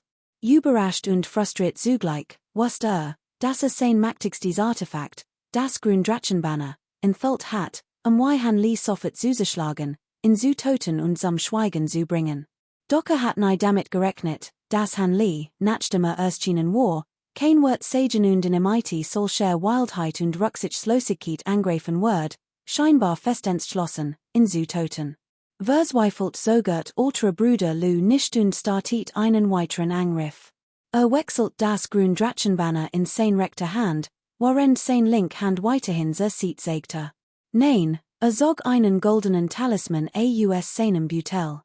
Blickte auf den hochwertigen Talisman, zögert kurz, in losgelassen, bis dann die Zahn zusammen und warf in nach vorn, während rasch einen Sobersprutsch zu sprechen begann. Augenblicklich erstrahlt Han Li's Energiekugel in einem schwachen goldenen Licht und schoss vor den nicht weit entfernten ultran Bruderlü, scheinbar zum Angriff bereit. Ultra Bruderlü richtet ein Hand auf den goldenen Talisman und rief, Windwand-Technik aktivieren, unmittelbar nach diesem Ruf entfaltet der goldene Talisman sein weißes Licht und verwandelt sich in einen mehrere Dutzend Meter hohen weißen Wirbelwind, der sich waagerecht vor ultra Bruderlü ausbreitet und den Weg der Energiekugel verspürt. Mit einem dumpfen Schlag prallte die Energiekugel sanft gegen den Wirbelwind, wird jedoch sofort herumgeschleudert, überschlug sich hinunter und wird dann zurückgeschleudert. Die nachfolgenden Kugeln waren noch weniger effektiv und konnten nur aus einem Wirbelwind kreisen. Die Feuerball wirbelten unerbittlich weiter und waren nicht einmal in der Lage, in den tobenden Sturm einzudringen. Han Li's Gesichtsausdruck veränderte sich leicht. Blitzschnell streckte den Finger aus und lenkte die Feuerball sanft zum Ende. Sofort beschrieben sie zwei Großbogen, flogen flink zu beiden Seiten und versuchten, die Windwand zu umgehen und ultra Bruderlü weiter anzugreifen. Hihi. Was für ein cleverer Plan, spottet ultra Bruderlü, machte ein geschickte Handbewegung und dutet dann auf die mit der Windwand. Der Wirbel teilte sich augenblicklich in zwei Teil, trennte sich schnell und blockiert die Feuerball erneut. Bum, bum, mehrere Explosionen ertönten. Die Feuerball, die dem Angriff nicht ausweichen konnten, crackten direkt in den Wirbel. Dieser erbebte nur wenig mehr, bevor die Feuerball verschluckt wurden und spurlos verschwanden. Han Li spürte ein Gefühl der Furcht. In diesem Moment formte sich die Windmauer unter der Manipulation von ultra Bruderlü gleichzeitig neu und regeneriert sich.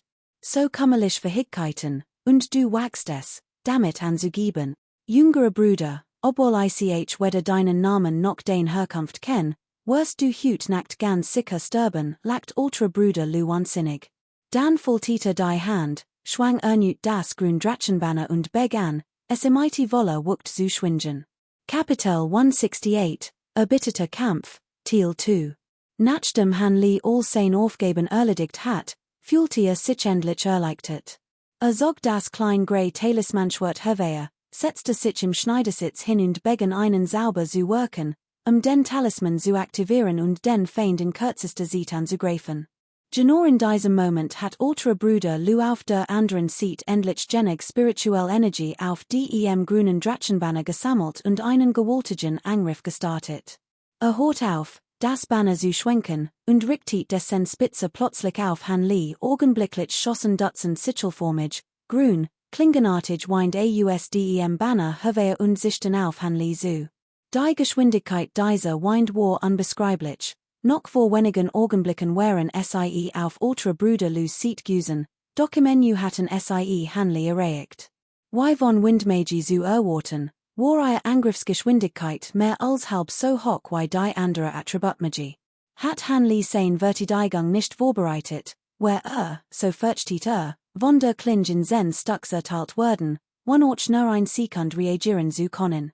Noch während Han Li erschrocken war, prollte die Klinge mighty Wolle wuckt gegen die äußerst Schicht des Sternenstahlrings und erzut einen kontinuierlichen Strom hellblauen und gelben Lichts, begleitet von einem sischenden Geräusch.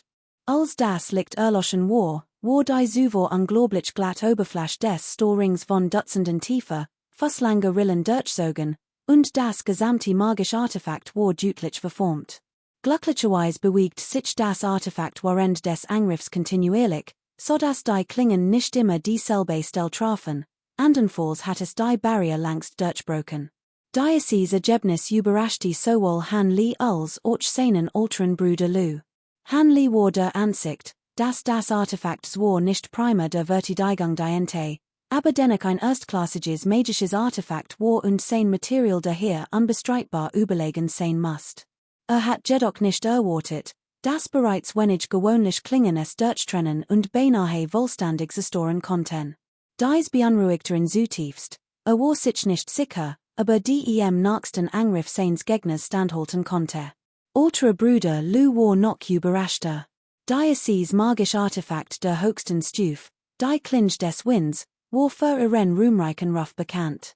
Hat unzählig Stunden und viel Geld investiert, sie zu erwerben und seinen eigenen spirituellen Attributen anzupassen.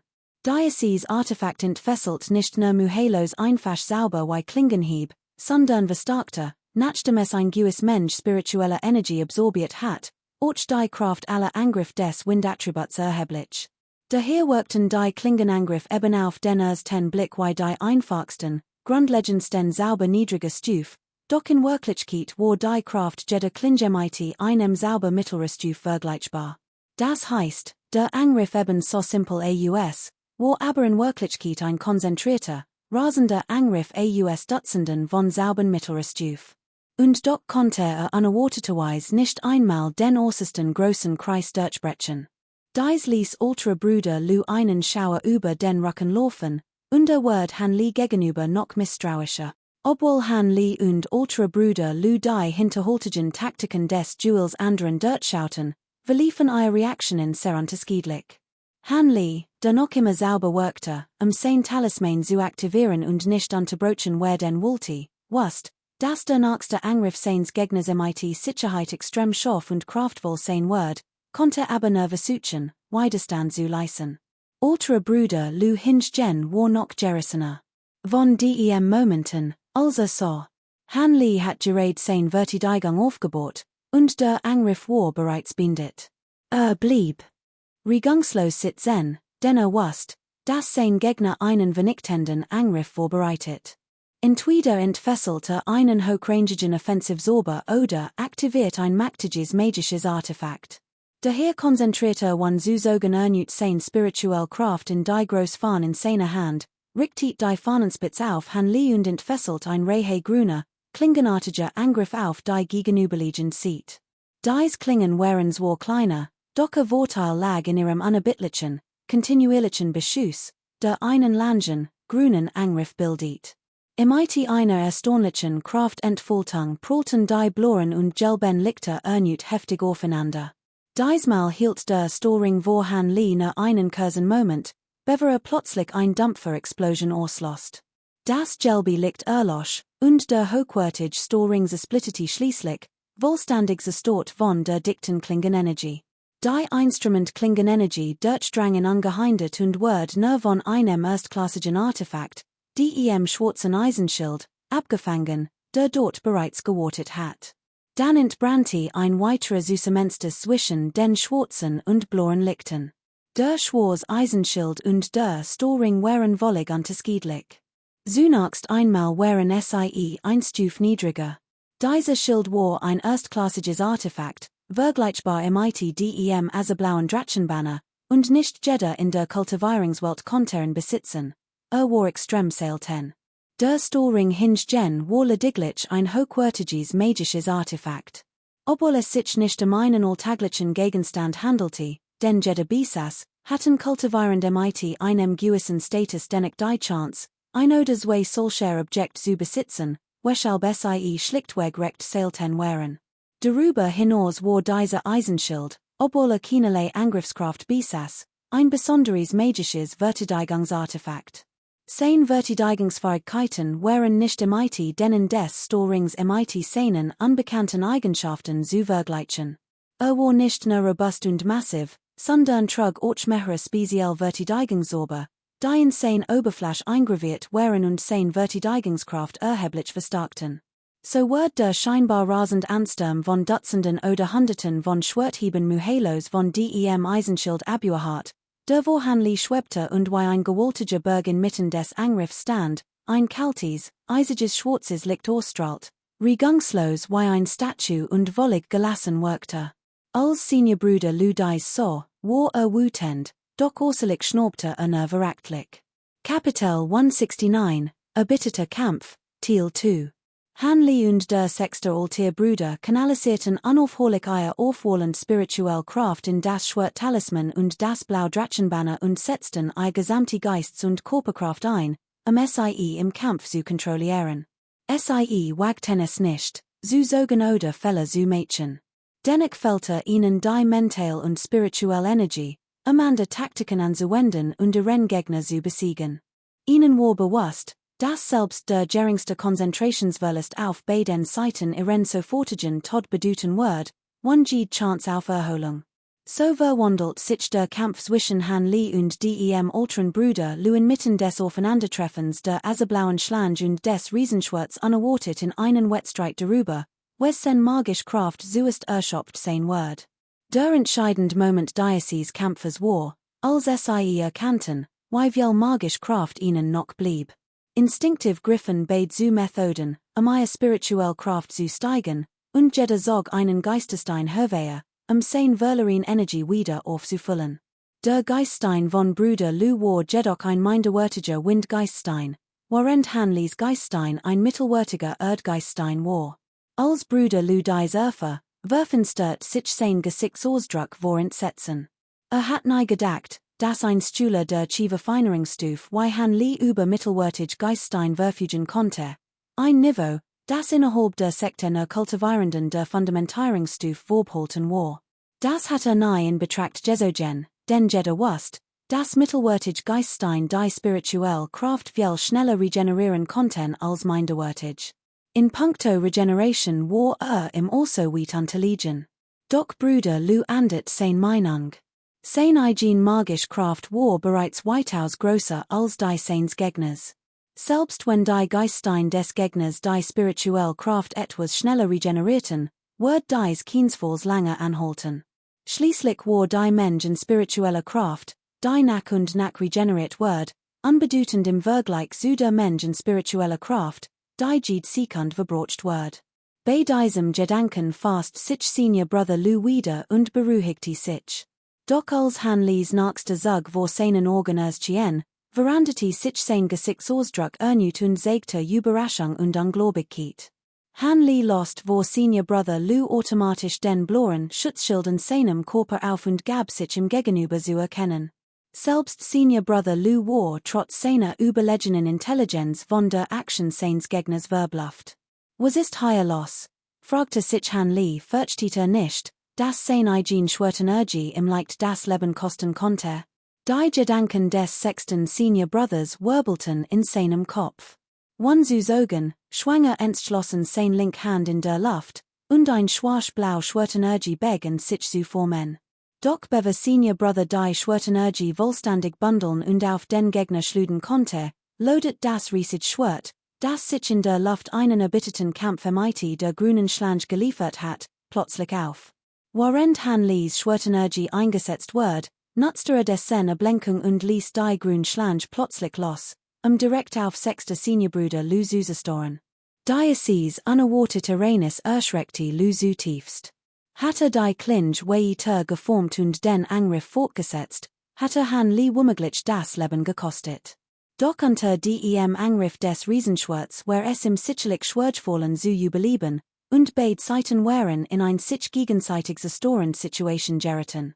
Obwohl sich vor im noch immer ein Windwand befand, die sich nicht aufgelöst hat, were dies, wenn das Riesenschwert bereits gegen den AUSDEM grünen Drachenbanner entstandenen grünen Drachen gekämpft hat, MIT eine leichten Berührung des Riesenschwerts zerschmettern und es sicherlich nicht einen Moment lang aufhalten können. Ein solches Ergebnis war definitiv nicht das, was sechster Seniorbruder wollte. Hat ein vielversprechende Zukunft vor sich und wollte auf keinen Fall higher in diesem einsamen Bergwald MIT einem Unbekannten, dessen Hintergründe nicht kannte, begraben werden. In diesem Moment blieb ihm kein Zeit zum Nachdenken. Sein Link Han zitterte, als die Windklinge zurückzog, und konzentriert verzweifelt sein gesamte magische Kraft auf das Banner der grünen Schlange, die grüne Schlange zurückzurufen. Dies grüne Schlange markte ihrem Ruf als Artefakt des Windattributs allere, unerwartet SGNSIE unter der Vollenwucht von Bruder Lu vorim, klemmte Han Lees riesiges Schwert ein und entfacht einen neuen Kampf. Bruder Lu atmet erleichtert auf, kalter Schweiß rann ihm über den Körper. In der folgenden Zeit versucht Bruder Lu daher Mehra an der Sauber, Han Lee in einen Hinterhalt zu locken. Doch jedes Mal wandte Han Lee dieselbe Technik und zwang in zum unerbittlichen Rucksack. Noch immer gelang es ihm nicht, Han Lee dessen Schutzschild zu berühren. Dies frustriert Bruder Lu zutiefst und fühlte sich ihm unrecht. Konnte nichts anderes tun, als seine immens magische Kraft zu bewahren und seinen Gegner allmalig zu zermürben. Währenddessen holt Han Lee den klein, seltsam geformt Pflanzen und Straucher aus seinem Butel, stopfte sie sich in den Mund und kaute darauf herum. Bruder Lu starrt in MIT aufgerissenen Augen und sprachlosen, wollig verwirrt von dem, was sein Gegner vorhat. Die Situation, in der die Absichten seines Gegners nicht durchschauen konnte und wollig ratlos war, beschlich Bruder Lu ein ungutes Gefühl. Doch hing zu seinem eigenen Leben, selbst MIT seiner außergewöhnlichen List war in so kurzer Zeit machtlos. MIT der Zeit wird Bruder Lus Stimmung immer bedrückender.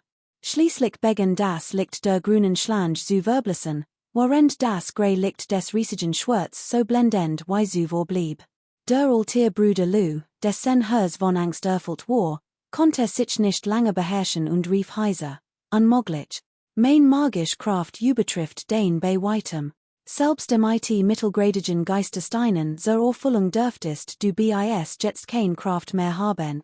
Den magische Kraft musstest du schon viel früher erschöpft haben als als die grün Schlange turmeln und zu Boden gehen so, stieß der alte Bruder Lu einen letzten, widerwilligen Schrei aus, wie ein tollwütiger Hund, der in ein Grub stürzt. Han Lee hinge gen, dessen Plan allmalig aufging, konnte sich ein Lächeln nicht verneifen. Doch nach den Worten des anderen verzog sich sein Mundwinkel, Kapitel 170, Kriegsblut und duftend Schönheit. Han Lee hob die Hand und schwang sie in der Luft. Das riesige Schwert dreht sich augenblicklich flog zurück auf Han Lees Gesicht und nahm dann wieder sein ursprünglich Talisman formen, sanft in sein Hand zu fallen. Gerade als Han Lee nach dem Talisman greifen wollte, hörte ein Knollen, und der Talisman sehr viel zu Osche und wird spurlos vom Bergwind fortgetragen. Han Lee war verblüfft, doch ein bittes Lächeln huschte über sein Gesicht. Dieser Talisman war völlig zerstört. Hat kaum noch Energie und war nach diesem Kampf endgültig erschöpft. Han Lee, der den Wat von Talismanen nur allzu gut kannte, war zutiefst betrübt, doch konnte nichts dagegen tun. Schließlich muss der Tod einst so mächtigen Gegners wie ultra Bruder lu einen hohen Preis haben, doch das Banner des Gegners, der Azerblau Drasch, war ebenfalls ein ansehnlich Beaut, die den Verlust dieses Talismans mehr als wettmachte. Außerdem warteten noch zwei Fundamentierungsspillen darauf, von ihm eingesammelt zu werden. Bei diesem Gedanken überkam Han Li ein Gefühl der Aufregung. Der erbitterte Kampf hat sich gelohnt. Wenn MIT die 10 Pillen die Fundamentierung erfolgreich abschließen konnte, brauchte nicht mehr am blutigen Test teilzunehmen. Schließlich befanden sich dort einige mächtig kultivierend, wie zum Beispiel Ultra Bruder Lu, sogar noch mächtiger als selbst. Nach einer Wahl spürte Han Li, wie sich sein magisch Kraft durch die absorbierten Geisterstein etwas erholt. Stand auf, das nahe bei ihm liegend Azerblau Drachenbanner aufzuheben. Doch kaum hatte sich aufgerichtet, durch in ein stechender Schmerz, als würden unzählige Nadeln in durchbohren. Han Li sank vor Schmerzen zu Boden, umklammert seinen Bauch, sein Gesicht war bleich, die Zahn war kahl zusammengebissen. Konnte sich nicht bewegen, und nachdem etwa ein Tass Tee aufgebrüht hat, atmete tief durch und spürte, wie der Schmerz etwas Nachschliches. Han Li's Gesichtsausdruck variiert Frustration, sein Lippen zuckten leicht. Warum passiert das? Wusste, es lag daran, dass gerade ein groß Mensch alte Krauter geschluckt hat.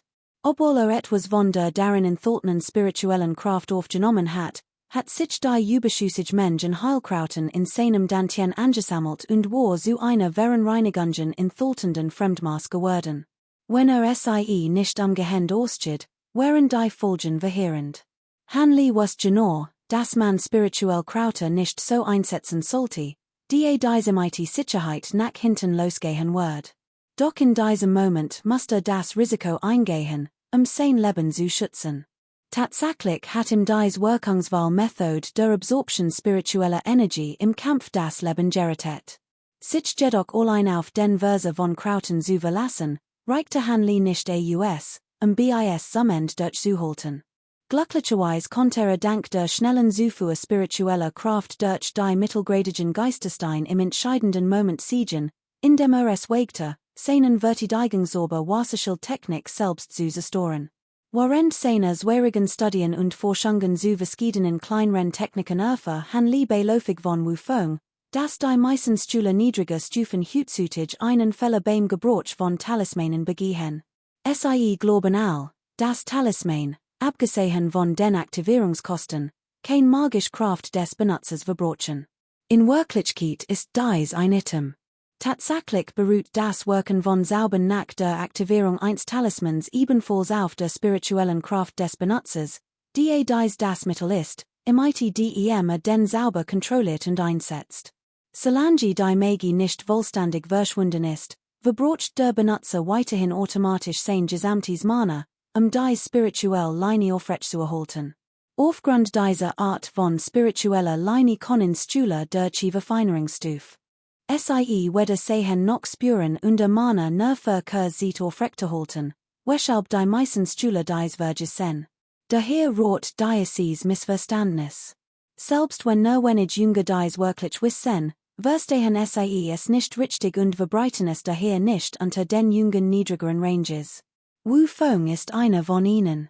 Erwähnt es beiläufig in einem Gespräch mit Han Li, doch Han Li merkte es sich bewusst, überprüfte es sogar mehrmals selbst, und es stimmte tatsächlich. Als Han Li im letzten heftigen Kampf erkannte, dass diese lange dauern wird, dachte sofort daran. Daher habe entschlossen sein Verteidigungsmagie auf, den Manöverbruch zu minimieren. Obwohl recht früh gehandelt hat, war sein magisch Kraft MIT der sieht deutlich gesunken. Der sechste Alter Bruder war sich dessen jedoch offensichtlich nicht bewusst und klammert sich beharrlich in die verflucht Windwand-Technik, wodurch in unwissentlich Schritt für Schritt in den Tod führte. So konnte Li am Ende dank seiner leicht überlegenen magischen Kraft den Sieg erringen. Hatte frontal gekämpft, hatte sicherlich nicht gewinnen können. Dennoch wusste Li, dass dieser Sieg äußerst gefährlich gewesen war. Hat al Register gesogen, sein Leben nach MIT Mühe zu retten.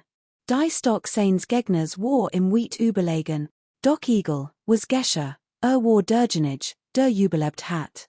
Han Li spurti, wider Schmerz allmalig nachlius, und schleppte sich langsam zu der Stelle, wo das Banner des Azerblauen Drachen gefallen war. Bügt sich mussem hinunter, hob das Artefakt auf und betrachtet es zufrieden mehrmals, beverer als in seinen Beutel packte. Dann ging zu ultra Bruder Lou, warf einen Blick auf dessen blutverschmiertes Gesicht und turmelte durch die Kriegsbüt. Fand den Beutel muhelos in der oberen Hälfte der Leiche seines Gegners. Han Li lehrten unsanft aus sofort entdeckte ein Blauflasch mit Fundamentierungsbillen und ein Schachtel. Überglücklich hob beides auf und offnetes. Tatsächlich rock hen beid nach Heilpillen. Obwohl der Jerick etwas stechend war, konnte die Stock spirituell Energie in den Pillen spüren. Han Li's Gesichtsausdruck hellte sich auf, was die Echtheit der Fundamentierungsbillen bestätigt. Hat kein Seat mehr, and a Gegenstand zu untersuchen. Schließlich hat hier gerade ein Großschlag stattgefunden, und es war kein Ort zum Verweilen, es war besser, frühzeitig zu gehen. Han Li sammelte all Gegenstand ausdem Beutel seines ultran Bruders Lu ein und verspürt erst jetzt etwas Erleichterung. Wollte aufst hen und erleichtert aufatmen, als plötzlich ein Windstoß von hinten ofer, als ob etwas Mächtiges zuschlagen ward. Han Li erschrak und versucht auszuweichen, doch sein Dantien schmert plötzlich heftig, und sein Körper erstarrt. Im nächsten Moment wurde von einer kraftigen weiblichen Gestalt umarmt. Han Li war überrascht und versucht, sich zu befreien, doch der Schmerz in seinem Dantien und die Schwach in seinen Gliedern nach der Schlacht hinderten ihn daran. Obwohl Han Li vejanti, wer hinter ihm stand, drehte sich unwillkürlich und blickte hinüber. Kapitel 171, Antwort. Han Li stand bequem neben Juniorschwester Chen und senkte den Kopf, ihr betorend Schönheit aufmerksam zu betrachten. Sein Blick verweilt auf verschiedenen Stellen ihres wei Chen, nackten Körpers. Ihr wollen, rund den Brust, zarte Bauchnabel, selbst der geheimnisvolle Bereich, all das ließ Han Li den Mund trocken werden und sein Zunge vor Verliebtheit kribbeln. Wusst, dass dies Schönheit ihm, wenn es nur wollte, im Menü die berauschend Lust der Leidenschaft schenken und in einen wahren Mann verwandeln konnte. Doch nach einer Weile wandte Han Li seinen Blick widerwillig ab und sah wieder eines Gesicht. Runzelt die Stirn, hob plötzlich einen Finger und berührt sanft die Lippen, spürte das Fugt, weiche Gefühl und Sorg in den schnell zurück, ihrem Atem zu lauschen. Es ist wirklich die Aphrodisiakum-Pill. Es scheint, als hat derjenige nicht gelegen, augenblicklich senkte Han Li die Hand wieder und murmelte etwas, sichtlich wieder gefasst. Skondame, sie scheinen Glück zu haben. Hatten sie sein Aphrodisiakum nicht genommen, hat sie wahrscheinlich geniebelt. Aber wenn es wirklich die Pill der harmonischen Vereinigung war, dann brauchten sie sich kein Sorgen zu machen. Bever sie mich sahen, hallucinierten sie und würden sich überhaupt nicht in mein Gesicht erinnern, Han Li hob erkennen, blickte in die besonderen Augen und sagt leise. Eigentlich wäre es am sichersten, sie spurlos verschwinden zu lassen. Selbst wenn es nur eine Illusion ist, konnte es noch einen kleinen Eindruck hinterlassen, auch wenn die Wahrscheinlichkeit extrem gering ist. Aber sie muss wirklich Glück haben, ich bin vielleicht kein guter Mensch, aber auch kein grausamer Mörder, und ich mag Frauen sogar noch lieber. Wär sie ein Mann, hat sie längst one zu sagen enthauptet. Han Li murmelt weiter vor sich hin, ein schiefes Lächeln der Hilflosigkeit auf den Lippen. Nach seinen Worten verstummt Han Li und betrachtete Schons Gesicht einen Moment lang gebannt. Dann bügte sich plötzlich vor und küsste ihre furischen, fügten Lippen. Erlaubt sich, torigt zu handeln, und die Frau erwidert den Kuss mit feuriger Leidenschaft. Nach einem langen, berauschenden Augenblick lost sich Han Li widerwillig von ihren duftenden Lippen. Die Beziehung zwischen Mann und Frau ist wirklich wundersam, selbst wenn es nicht so berauschend gewesen wäre, ein Kuss immer noch ein Belohnung dafür, dass du mir das Leben gerettetest, murmelt Han Li sein min veriet, dass nicht im Nachteil war. Außerdem hatte die Pilze Fundamentbildung von seinem ultran Bruder Lu erhalten, also wird Han Li sie natürlich nicht zurückgeben. Anblick ist jetzt wirklich besorgend. Hat ich nicht von meinem alten Mann mal gehört, dass Männer und Frauen im Yin-Yang Körpern ein hoher Chance haben, die Fundament Bildungsface Erfolgreich zu erreichen, why hat ich mir so ein gut Gelegenheit entgehen lassen können, han lies Gesichtsausdruck blieb ruhig, doch sein wird Varieten einen Horch von Bedorn. Letztendlich wurde Unterschied zwischen einer einzelnen sexuellen Begegnung und dem großen Unterfangen der Kultivierung deutlich spürbar, das konnte han Lee trotz seiner brennenden Begierde klar erkennen. Was die sen älteren Brüder Lou betraf, warum das ignorieren und dies Frau trotzdem verführen wollte, konnte han Lee sich one langes Nachdenken denken. Der Bleichmann hat ein Lustens Ors hen, und sein Young Energy war vermutlich bereits erschöpft, weshalb so hemmungslos war. Zudem hat wie legt durch aufgrund mangelnden Vertrauens in sein Fundamentierungstechnik, gesucht, die Fundamentierungsspiel einzusetzen, die han Lee hut tatsächlich zugute kam. Han Lee hat sich bereits entschieden und wollte kein Zeit mehr verlieren. Nutzte sein Fuelball-Technik, weit davon ein Großgrub auszuheben und warf die Leiche des Älteren Bruders Lou hinein. Dan verbrannte siemit Feuer zu Osche, bedeckt siemit Schlamm und vernichtet so als Spuren.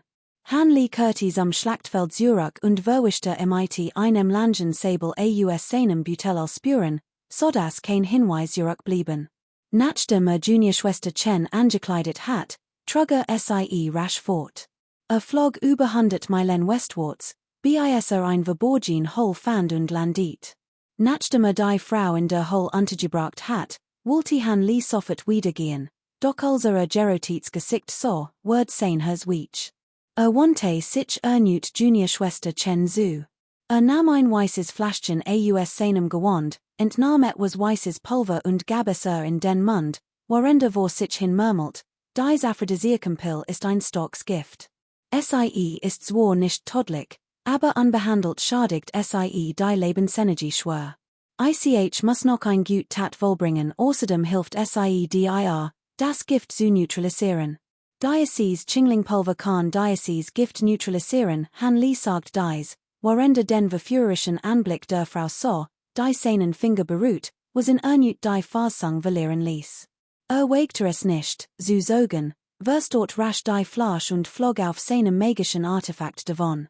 Wusst, dass die Frau bald wieder zu Bewusstsein kommen wird und den großes Unheil unausweichlich war. Diesmal flog durch die Nacht und war Mitternacht nur noch wenig Stunden vom Huangfengtal entfernt. Erst dann ruhte sich kurz aus und wartet auf den Sonnenaufgang, bevor das Tal betrat und zum 100-Krautergarten zurückkehrt. Sobald den Garten betreten hat, zog sich Han Lee zurück. 3 Tage brachte den Großteil der Fremdstoff in seinem Dantien zu besietigen. Die verbliebene Geringe Mensch war unbedenklich und wird später allmalig von seiner Warren Essenz verfeinert werden.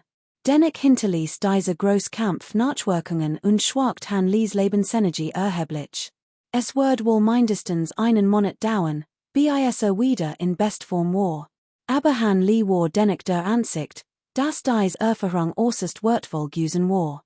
So saß nun an einem Tisch und bewundert sein Kriegsbüt, einen Haufen Gegenstand und zwei blau Fundamentierungsbillen. Nachdem sie ein Stund lang betrachtet hat, legte die Fundamentierungsbillen in das bronzene Hilfsartefakt. So wird die spirituelle Energie nicht verloren gehen. Die grün Vase und die Holzkist mussten natürlich zerstört werden, später nicht entdeckt zu werden. Kapitel 172, die Auswahl.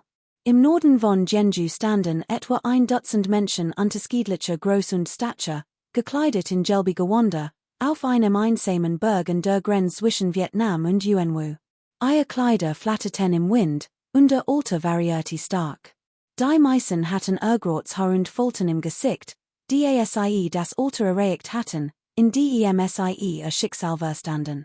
Einige wenig hatten zarte Haut, rosige Lippen und weiß Zahn und bewahrten sich ein kindlich Unschuld. Doch alle schwiegen und standen in ordentlichen Reihen. An der Spitze der Reihe stand ein alter Mann von imposanter Erscheinung, die Hand hinter dem Rücken verschränkt, den Blick ruhig und in Gedanken versunken zum Himmel gerichtet. Hinter ihm folgten zwei Männer und eine Frau, alle mit respektvollen und hofflichen Gesichtsausdrücken. Einer von ihnen war der alte Onkel Wang, der Han Lee in die Sekte eingeführt hat, und sein Gesichtsausdruck war non ernst. Hinter die sen 5 standen 2 Rehen von Jungen in Gelben gewonden, aufrecht und ordentlich. Ihr Gesicht Sorsdruck waren unterschiedlich, manche wirkten nervös, unruhig und beunruhigt, ande gleichgültig und blickten nach links und rechts, wieder ande trugen ein stummes Lächeln, wann ein Regung zu sagen. In der Eck der letzten Reihe stand ein dunkelhäutiger junger Mann von unscheinbarem Aussehen, den Kopf gesenkt, so dass man no sein sehen konnte. Sein Augen wagten es nicht, so sieht zu blicken, schien verwirrligen. Doch niemand ahnte, dass dieser Jung, der wie ein Kind Osser, einen tiefen Groll in sich trug. War kein Fremder, es war Han Li, und dies Reihe gelb gekleideter Junge waren die Junge des Huangfengtals, die in der blutigen Prüfung teilnahmen. Endlich hat sich auch Han Li der Reis angeschlossen. Sich so in den Tod zu begeben, besonders nachdem zwei Fundamentierungsspillen erhalten hat, war zwei Fellows ein absurd und verzweifelt Entscheidung. Mehr als einen Monat zuvor war Han Li zutiefst schockiert gewesen, nachdem Wufeng im die Einnahmethode der Fundamentierungsspillen erklärt hat.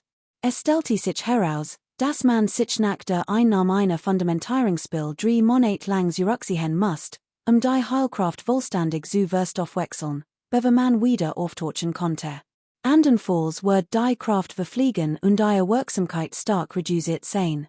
Daher konnte der Erfolg der Fundamentierung erst nach mehreren Monaten festgestellt werden. Ein so langer Wartzeit war für Han Li äußerst ungünstig. Sein ursprünglicher Plan, nachdem die beiden Fundamentierungsspillen gefunden hat, war, sie zunächst einzunehmen, zu sehen, aber die Fundamentierung erfolgreich durchführen konnte, und dann zu entscheiden, ob in der Prüfung teilnehmen sollte oder nicht. Sollte das Glück haben, Erfolg zu haben, würde sich auf keinen Fall in dieses gefährlich verbetin Gebiet begeben.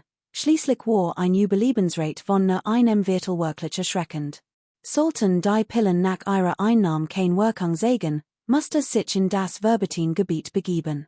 Falls ein oder zwei Fundamentierungspillen nicht ausreichten, würde 3, oder sogar noch mehr herstellen. Glaubte, selbst mit seinem geringen Talent konnte nach der Einnahme vieler Fundamentierungspillen die Fundamentierungsphase erreichen. Die Auflage, sich nach der Einnahme der Pillen 3 Monate lang zurückzuziehen, durchkreuzt jedoch Han Lis Plan, brachte in ein schwierig Lage und verhinderte, dass beide Ziele erreicht.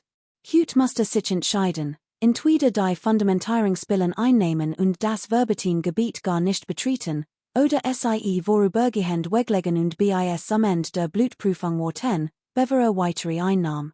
Ein Win-Win-Situation gab es nicht.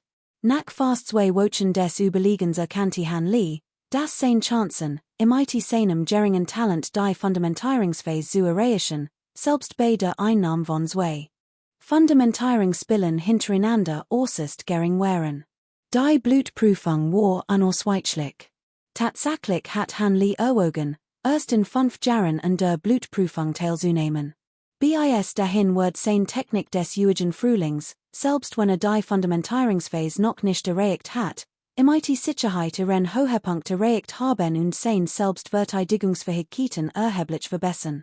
Diese Idee hielt jedoch nicht lange, denn die Oberen des Huangfengtals verkündeten ein einschneidendes Ereignis, das die gesamte Kultivierungswelt Vietnams erschüttert und seine Hoffnungen zunichte machte.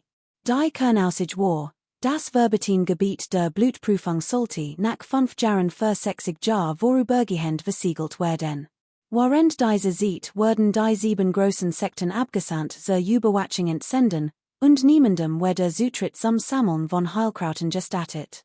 Auch die Methode zur vorübergehenden Versiegelung des Gebiets wurde erörtert. Dies ist nicht verwunderlich, fast all 3 bis 400 Jahre praktizieren die 7 großen Sekten dies für ein gewisses Zeit. Denn die häufige Öffnung des verbetinen Gebiets verbraucht einen Großteil der darin enthaltenen spirituellen Energie und verlangsamt so das Wachstum und die Produktion von Heilkrauten. Dies vorübergehend Versiegelung soll die Dichte der spirituellen Energie verandern und sie auf ein normales Niveau zurückführen. Doch selbst mit dieser Maßnahme werden die Heilkrauter im verbetinen Gebiet von Jahr zu Jahr seltener und immer schwerer zu finden, insbesondere jene, die sich für die Alchemie ähneln. Nach den Spekulationen einiger klugerer Köpfe innerhalb der großen Unsterblichen Sekten muss die Versiegelungsperiode auf etwa 1000 Jahre verlängert werden, den normalen Best- und Heilkrauten im verbatenen Gebiet wiederherzustellen.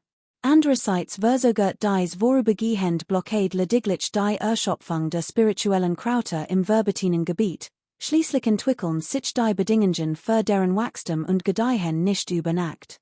Obwohl dies Logik, zusammen im IT der tatsächlichen Situation im verbatenen Gebiet, unbestreitbar ist, können die Herrscher der 7 großen Sekten ein solch schmerzhafte Entscheidung nicht treffen. Die Mensch der Fundamentierungsbillen ist im IT dem Aufstieg und Fall ihrer 7 großen Sekten verbunden. Bei einem Mangel an Pillen über 50 oder 60 Jahre erleiden die 7 großen Sekten zwar einen geringen äußeren Verlust, aber keinen nennenswerten physischen Schäden. Doch bei einem Mangel an Fundamentierungsbillen über 100 oder gar 1000 von Jahren geraten nicht nur die 7 großen Sekten, sondern die gesamte Kultivierungswelt Vietnams in ein Existenzialkreis. Denn wenn ein Ort des Kultivierenden letztendlich nicht ermöglicht, die Fundamentierung zu erreichen, wie kann die Kultivierungswelt dann überleben? Ich fürchte, dass bis dahin auch die unsterblichen Kultivierungsfamilien und abtrünnigen Kultivierenden Vietnam verlassen und anderswo ein Überleben suchen werden. Kapitel 173 Versammlung. Auf Nachfrage beharrt Han Lee darauf, nicht zu wissen, und betört, sein aktuelles Kultivierungsniveau sei allein seinem harten Training zu verdanken. Was sein erstaunlich Kultivierungsgeschwindigkeit anging, erklärt Han Lee mit einem glücklichen Zufall, den im Voraus herbeigeführt hat, eine seltsamen Frucht, die in seiner Kindheit versehentlich gegessen hat. Hat dies seinem Onkel Wang erzählt und all Details der Frucht zugeschrieben. Aufgrund dieser Situation suchte gezielt nach einer Ausrede, sich zu verteidigen. Han Lee wusste, dass ein Lüge nur 7 Teil Wahrheit und 3 Teil Lüge enthalten musst, glaubwürdig zu sein. Daher war seine Beschreibung der seltsamen Frucht kein bloß Fantasie, sondern eine Art unsterblich Frucht namens Drachenschuppenfrucht, die seit Hunderttausenden von Jahren in der Welt kursiert. Es heißt, where sies, kann ein vollständige Transformation durchlaufen und am helllichten Tag in den Himmel aufsteigen. Aber ein solche Frucht tatsächlich existiert, wusste Han Lee nicht, die sie noch nie jemand gegessen hat. Onkel Wang, belesen wie war, strahlte, als Han Lees Geskicht von der seltsamen Frucht hort. Holt sogar ein Ortsbutcher mit dem Titel seltsam und wunderbar Dinge hervor und fand darin die Drachenschuppenfrucht, wie Han Lee sie beschrieben hat, was in Übersüt. Daraufhin gab Han Lee es bereitwillig zu, was Onkel Wang bewundernd ausrief. Erklärt im Außerdem, dass der Baum und sein Blätter sofort verwelken und absterben werden, sobald man dies Frucht pflückt, und dass es selbst bei einer erneuten solchen derselben Stelle keins weiter Frucht geben wird. Damit war jeglicher Gedanken ein weiteri solchem Keim erstickt, und Onkel Wang verstummt. Ob aufkommen möchte oder nicht, wenn sie die Geskicht glaubten und anderswo eins weiter unsterblich Frucht finden wollten, jubilierte ihnen die such. Han Lee machte deutlich, dass es ihm, trotz des scheinbar glaubwürdigen Auftretens seines Onkels Wang, im Grundigel war, ob dies Wörten tatsächlich übersüten. Vermutlich hegte der damals Zweifel und war halb übersüt. Die Schalb mied Han Lee diesen ultran Onkel Wang so gut es ging und versteckte sich, nicht von ihm durchschaut zu werden. Han Lee war jedoch übersüt, dass sich sein Status ändern wird, sobald die Phase der Fundamentlegung erfolgreich abgeschlossen und die entsprechend Periode erreicht hat. Selbst wenn Onkel Wang Zweifel hegte, würde ihn nicht so leicht provozieren, schließlich dreht sich in der Welt der Kultivierung als am Stock. Daher tauschte Han Lee in sorgfältig hinsichtlich seiner Kultivierungstechniken, und Onkel Wang, der sich wohl für den Druck entschuldigt, den Han Lee zuvor auferlegt hat, zeigte keinerlei Absicht, die Registrierung zu erschweren. Erledigt all Formalitäten problemlos für ihn und gab ihm sogar einig Hinweis, worauf während der Reise in das verbatene Gebiet achten sollte, damit sich vorbereiten konnte. Han Lee bedankt sich überschwänglich und verabschiedet sich. Nach seiner Rückkehr rief den alten Mann und unterbrach sein Arbeit im Heilkräutergarten, sich ganz auf die Blutprüfung vorzubereiten. Der Altmann schwieg daraufhin lange und start han Lee mit einem ungewöhnlichen Blicken, der so viel bedeutet wie, du wirst ganz sicher sterben. Dieser Blick jagte han Lee einen Moment der Angst ein. Doch dann geschah etwas Unerwartetes, bevor gehen konnte, tauchte Onkel Ma plötzlich auf. Wörtlos warf han Lee zwei Flaschen mit Elixieren zu und sagt cool, eins zum Trinken, eins zum Auftragen, dann schwebte mit gleichgültigem Gesichtsausdruck auf seinem Chi davon.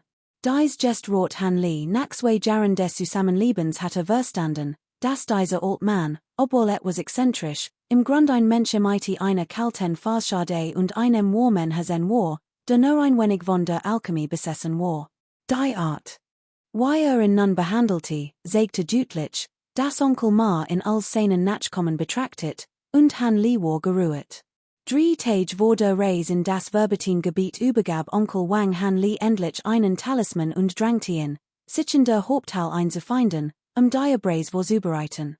Han Lee traf ein, und auch die Jünger, die sich für die Blutprüfung angemeldet hatten, waren bereits versammelt und musterten sich gegenseitig. Die Zahl der Jünger im Chiva-Feinerungsstadium im Huangfengtal überstieg 10.000, und han Lee kannte sie natürlich nicht all. Doch unter ihnen befand sich eine Frau, die han Lee nur allzu gut kannte. Kannte dieses Mädchen nicht nur, sondern hat sie auch schon in voller Pracht gesehen und sie sogar ausgenutzt. Es war Schwester Chen, die beinahe von Bruder Lu verführt worden war. Darüber hinaus hat han Lees Vorgehen gegen Bruder Lu im Huangfengtal für einiges Aufsehen gesorgt. Obwohl dieser Mann das Fundamentierungsstadium noch nicht erreicht hat, bis ein selten spirituell Wurzel, was in so einem jungen niedrigeren Ranges im Huangfengtal machte, der von den höheren Rangen betrachtlich Aufmerksamkeit auf sich zog. Nach ihrer Rückkehr hat Schwester Chen aus unerfindlichen Gründen mit keinem Wort über die Uranus-Gene Nacht gesprochen. So verschwand Bruder Lu für lange Zeit spurlos und wurde zu einem der Vermissten, die es sich zu kommen galt. Nach dem Mann den Mitglieder der Sekte kontaktiert und erfolglos nach ihm gesucht hat, geriet die Sache allmählich in Vergessenheit. Solche Fälle von Verschwinden im Tal waren nicht ungewöhnlich. Bruder Lu war weder der erste noch der letzte. Als sich die Lage beruhigt hat, sprach niemand im Huangfengtal mehr von Bruder Lu, als hat es ihn nie gegeben.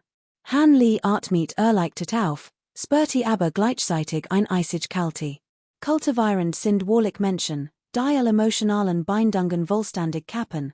Sollte eins tags verschwinden, wären die Reaktionen innerhalb der Sekte noch viel schlimmer. Mehr als die hafte werden sofort vergessen und sich weigern, nach seinem Verbleib zu fragen. Seit seinem Eintritt in die Sekte scheint ein niedrigrangiger Kultivierender geblieben zu sein, und sein vorsichtige Haltung ist absolut angebracht. Schließlich ist der Weg der Kultivierung so lang, und unerwartete Uranus können leicht eintreten. Werde Aufmerksamkeit erregen und sich lächerlich Mädchen, konnte ein niedrigrangiger Kultivierender one Hintergrund oder Unterstützung wie jederzeit von mächtigen Kräften, denen nicht widerstehen kann, überwältigt werden. Doch den Weg der Kultivierung im nächsten Leben zu beschreiten, ist praktisch unmöglich. Anfangs glaubte han Lee nicht in die Reincarnation, doch seit mit der Welt der Kultivierung in Berührung gekommen ist, hegt Zweifel. Schwester Chens Verhalten war deutlich anders als zuvor. Vielleicht lag es in dem emotionalen Schlag des Veritzeiers Geliebten, sie war schmucklos, cool und distanziert und strahlte ein Aura aus, die mehrere junge Männer, angezogen von ihrer Schönheit, dazu bracht, sich zu nähern und mit ihr zu sprechen, aber enttäuscht zu erquitzen. Keiner der Männer zeigte Verachtung, dieser distanziert Ausdruck tat ihre Schönheit keinen Abrutsch, sondern verlieh sogar einen Hauch von geheimnisvollem Charme, so dass die umstehenden männlichen Jünger sie immer wieder verstohlen anzuhören. Diese Art von Charme war weitaus ansehender als das Bild eines kleinen Vogelchens, das sie zuvor vor Bruder Lu abgegeben hat. Doch nachdem han Lee sie kurz betrachtet hat, musste bitter auflegen. Natürlich werden viele Frauen auf der Welt von Männern verletzt. Die sie selbst schon einmal von einem Liebhaber betrogen worden war, wird dies Frau Schönheit wohl kaum so leicht einsetzen, Männer anzulocken, vielleicht wird sie sogar ein ganzes Leben allein verbringen. Schwester Chen hat Han Lees Ankunft noch nicht bemerkt. Han Lee ging. Absichtlich ein paar Mal vor auf und ab und erntet neueren Eisigen Blick. Offenbar hielt sie Han Lees Angebere für übertrieben. Han Lee atmet erleichtert auf. Die hypnotische Wirkung der aphrodisiaken Pill war tatsächlich stark. Sie hat keinerlei Eindruck auf ihn gemacht, womit sein letzt Sorg endgültig beseitigt war.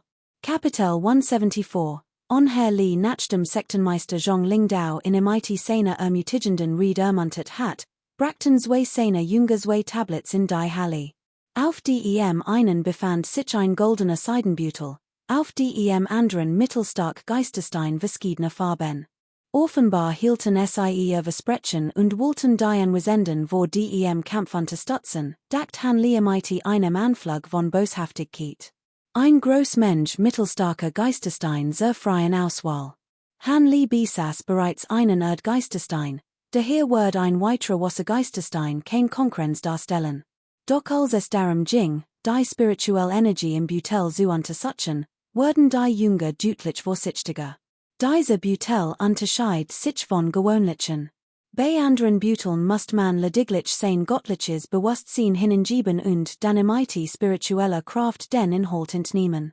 Bei diesem Beutel jedoch konnten die kultivierenden weder göttliches Bewusstsein noch spirituelle Kraft hingeben, sie konnten lediglich Hand hineinlegen und ein winzig Mensch spirituelle Energie freisetzen. Was sie letztendlich erhielten, hing von ihren Sinnen und ihrem Urteilsvermögen ab.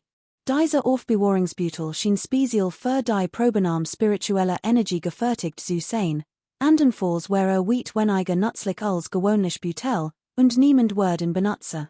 Obwohl hochwertig magische Artefakte enthielt, wären defensive Artefakte deutlich seltener als offensiv, und die es sich ausschließlich hochwertige Artefakte handelte, war ihre Wirkung betrachtlich.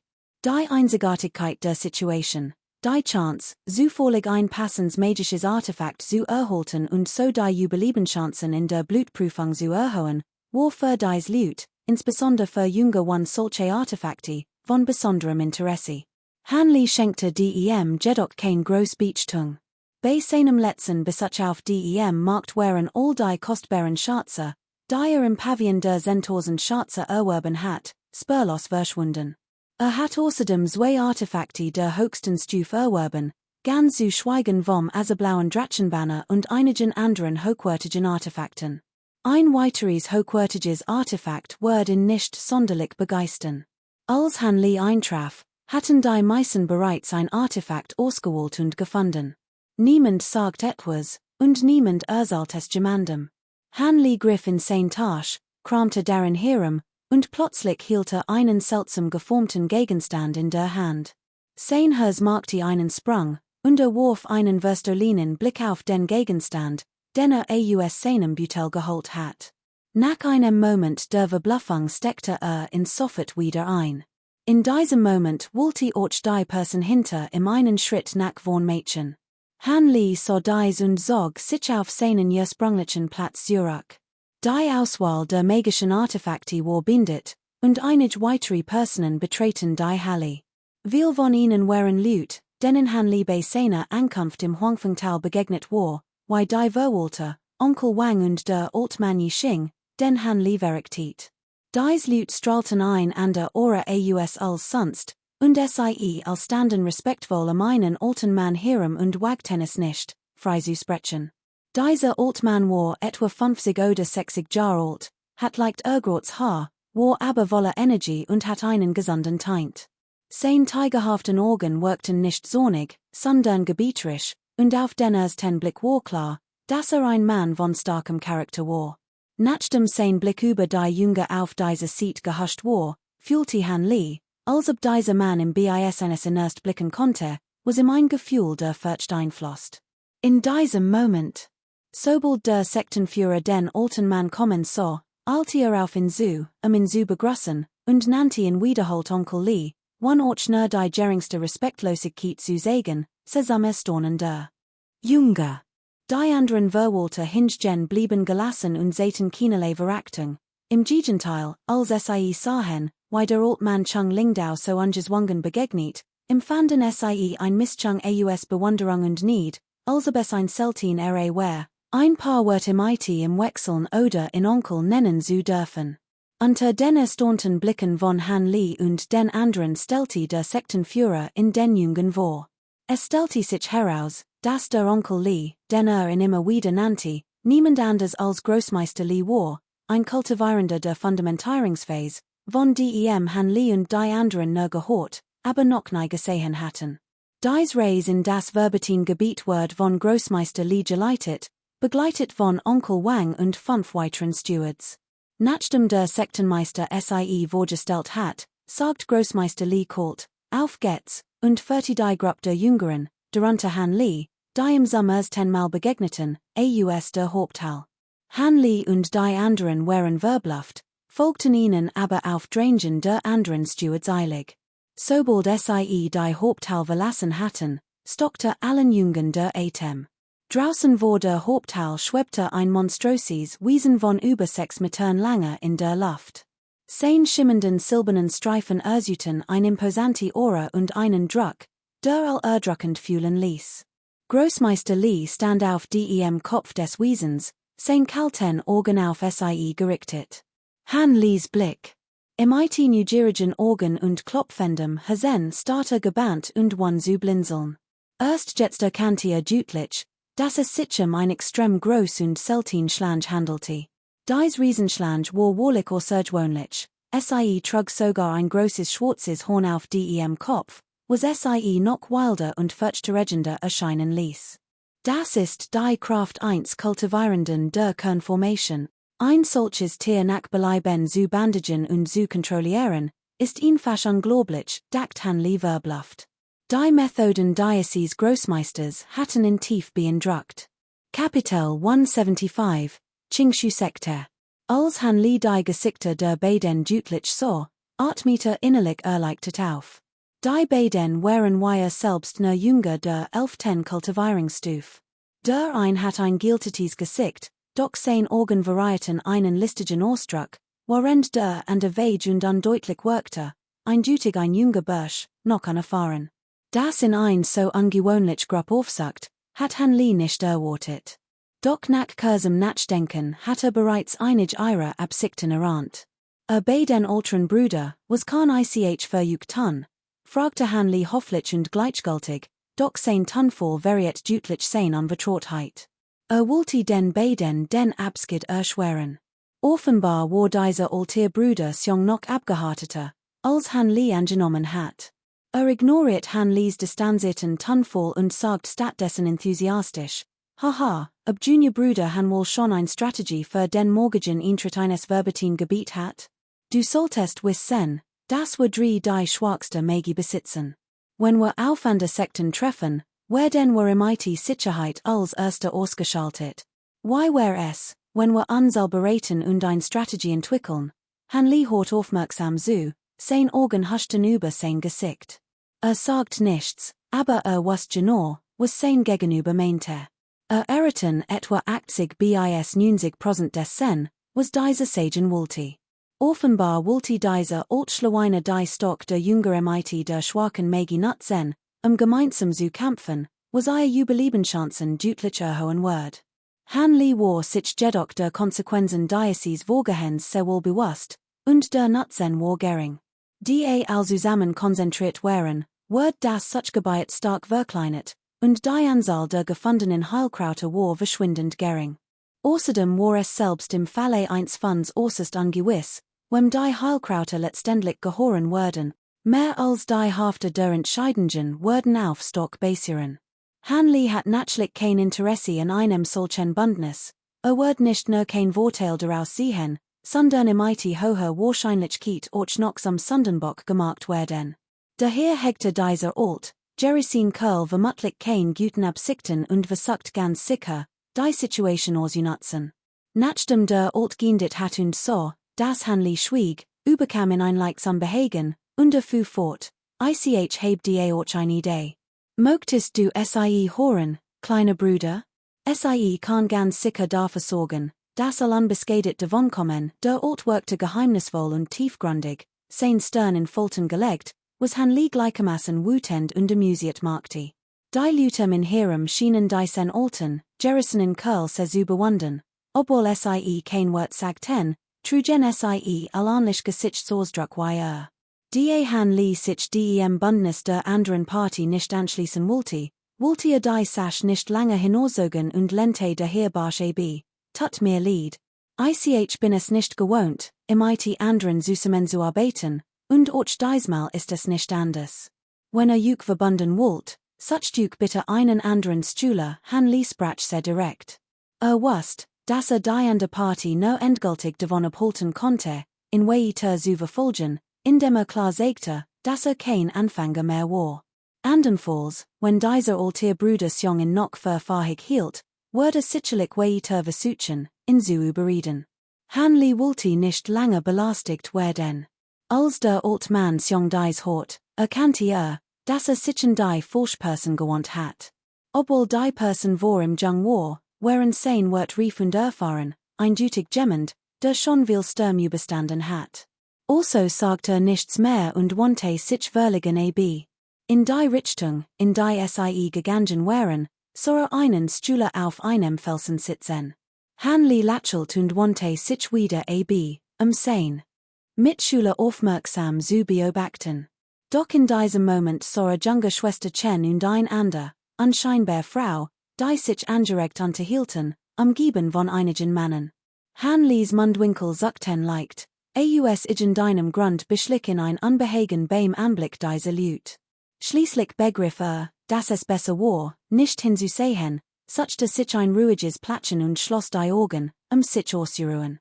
So versammelten sich die Stühler am nächsten Morgen auf dem Berggipfel, stellten sich in einer Reihe auf und warteten auf die anderen unsterblichen Sekten. Doch nach mehreren Stunden war noch niemand erschienen. Han Lee flugte innerlich und hegte beinahe den Verdacht, die anderen Sekten würden die Stühle des Huangfengtals mit Tricks schwaken. Was Han Lee zusätzlich beunruhigte, war, dass durch einen unglücklichen Zufall direkt neben junge Schwester Chen stehen musste. Der Vertraut-Duft des Frauenkörpers stieg ihm gentlich in die Nase und weckte in ihm ein Gefühl von Nostalgie und Vertrautheit, als würde sich in Jean überaus sinnlich nackt erinnern. Seine Verlegenheit zu verbergen, senkte Han Lee widerwillig den Kopf und gab vor, ängstlich und unwohl zu sein, doch innerlich ärgerte sich zutiefst über sich selbst. Nur eine wunderschöne Frau, und doch konnte sie in so aus der Fassung bringen. Han Lee bewundert jedoch den älteren Stühler Lee, der vor ihm stand. Dessen Haltung, den Blick gen Himmel gerichtet, hatte so lange die geringste Bewegung beibehalten. Fragte sich, ob der alt Mann in Gedanken versunken war oder ob etwas ganz anders vor sich ging. Plötzlich spürte Han Lee ein Aufregung sich herum, als wäre etwas geschehen. Konnte nicht anders, als aufzublicken. Sein Mitschüler reckten all die Hals und schauten am Horizont. Han Lee folgte ihren Blicken. Sah mehrere Lichtpunkte im Himmel aufblitzen, die immer größer wurden. Nach einer Weile erschienen mehrere schwarze Punkte in schneller Folge. Unter diesen Ansammlungen schwarzer Punkte flackert silbernes Licht, als saßen die Punkte auf Sternenlicht, das vom Himmel herabfiel. Der Anblick dieses seltsamen Geschehens versetzt all in noch größere Aufregung. Ruhe. Was treibt hier? Das ist das fliegende Artefakt der Qingshu-Sekte, die Schneerot Seder. Kein Angst, wie Emperend. Kapitel 176, die Wet. Kein Wet. Auf keinen Fall. Glotter etwa, ich lasse mich zweimal tauschen. Großmeister Lee schüttelte heftig den Kopf und lehnte kategorisch ab. Kein Wet. Wohltäter Lee, your Ansprüche sind so hoch, dass juk der in ihr Kern des blutgestreiften Drachen nicht einmal interessiert. Der Taoist gab sich überrascht und ungläubig. Han Lee erkannte jedoch, dass sein Gesichtsausdruck äußerst gekunstelt war. Der in ihr Kern des blutgestreiften Drachen, Meister Lee, der zunächst jede Verbindung zum Taoisten Lunion wollte, veranderte plötzlich seinen Gesichtsausdruck, als von dem Gegenstand hort und sein Stimm zitterte leicht. Das stimmt. Ich habe gehört, dass Herr Lee einst wegen dieses Gegenstands sein Leben im Panlungfluss im Königreich Yuanwu riskiert und dort über 30 Jahre verbracht, aber schließlich wolle Ruhe zurückkehrt. Deshalb habe ich diesmal einen sehr hohen Preis bezahlt, in Spezial für Heuer zu bringen, der Taoistsprach ruhig und schien im besten Interesse seines Gegenübers zu handeln. Unmöglich. Die Blutlinienschlange ist so schwer zu fangen, geschweige denn ihren inneren Kern zu bewahren. Wollt mich doch nicht etwa MIT enttäuschen, Meister Lee, der sich von seiner Aufregung erholt hat, blickte in skeptischen. Ich bin ein Mönch, wie konnte ich es wagen, Unsinn zu reden? Seht selbst, der taoistische Priester wollte nicht weiter erklären. MIT eine Handbewegung erschien, wo Meister Lee ein Weißkugel voller Blutgefäß, deren Augen aufleuchteten. Begierig griff danach. Wenn ihr silbergepanzert Hornpython die sen inneren Kern aufnimmt und 20 Jahre lang kultiviert, wird sicherlich vom mittleren Stadium in das Spätstadium der Fundamentbildung springen. Nach weiteren 100 Jahren Musaimer Kultivierung konnte sogar das Stadium des goldenen Kerns erreichen, die Wort des taoistischen Priesters wären voller Verlockung. Meister Lee schnaubte verachtlich. Sein Gesichtsausdruck schien unverändert, doch sein Augen blitzten unsicher auf und variierten seine Neerzerrissenheit. So ein seltenes Wagnis, und soget noch. Schatzte die Stock ihrer Stühle etwa nicht, schnallt der taoistische Priester MIT der Zunge, zu provosieren. Es steht ihren Schulen nicht zu, über sehr Huangfeng Talstühle zu urteilen, sagt Meister Lee missmutig. Warf einen Blick auf die Stühle hinter dem Priester und konnte sich sofort ein Bild von der Stock der Qingxu-Stühle machen. War in etwa MIT der Huangfeng Talstühle vergleichbar. Gut, wet. Aber welchen Shots wollte von mir, nach Kursem überlegener Kanti Meister Lee, das die Chancen 50:50 standen, und sein Stocks Verlingen nach dem inneren Elixier gab schließlich nach. Docker blieb vorsichtig und fragte beiläufig, haha, ich bin nicht wirklich in ihren Schatzen interessiert, Wohltäter. Ich hoffe, dass mir, falls ich das Glück habe zu gewinnen, in 20 Jahren zwei weitere Stück Eisnessens herstellt. Meister Lees Fluoreszenz ist rein und unter den 7 großen Sekten berühmt.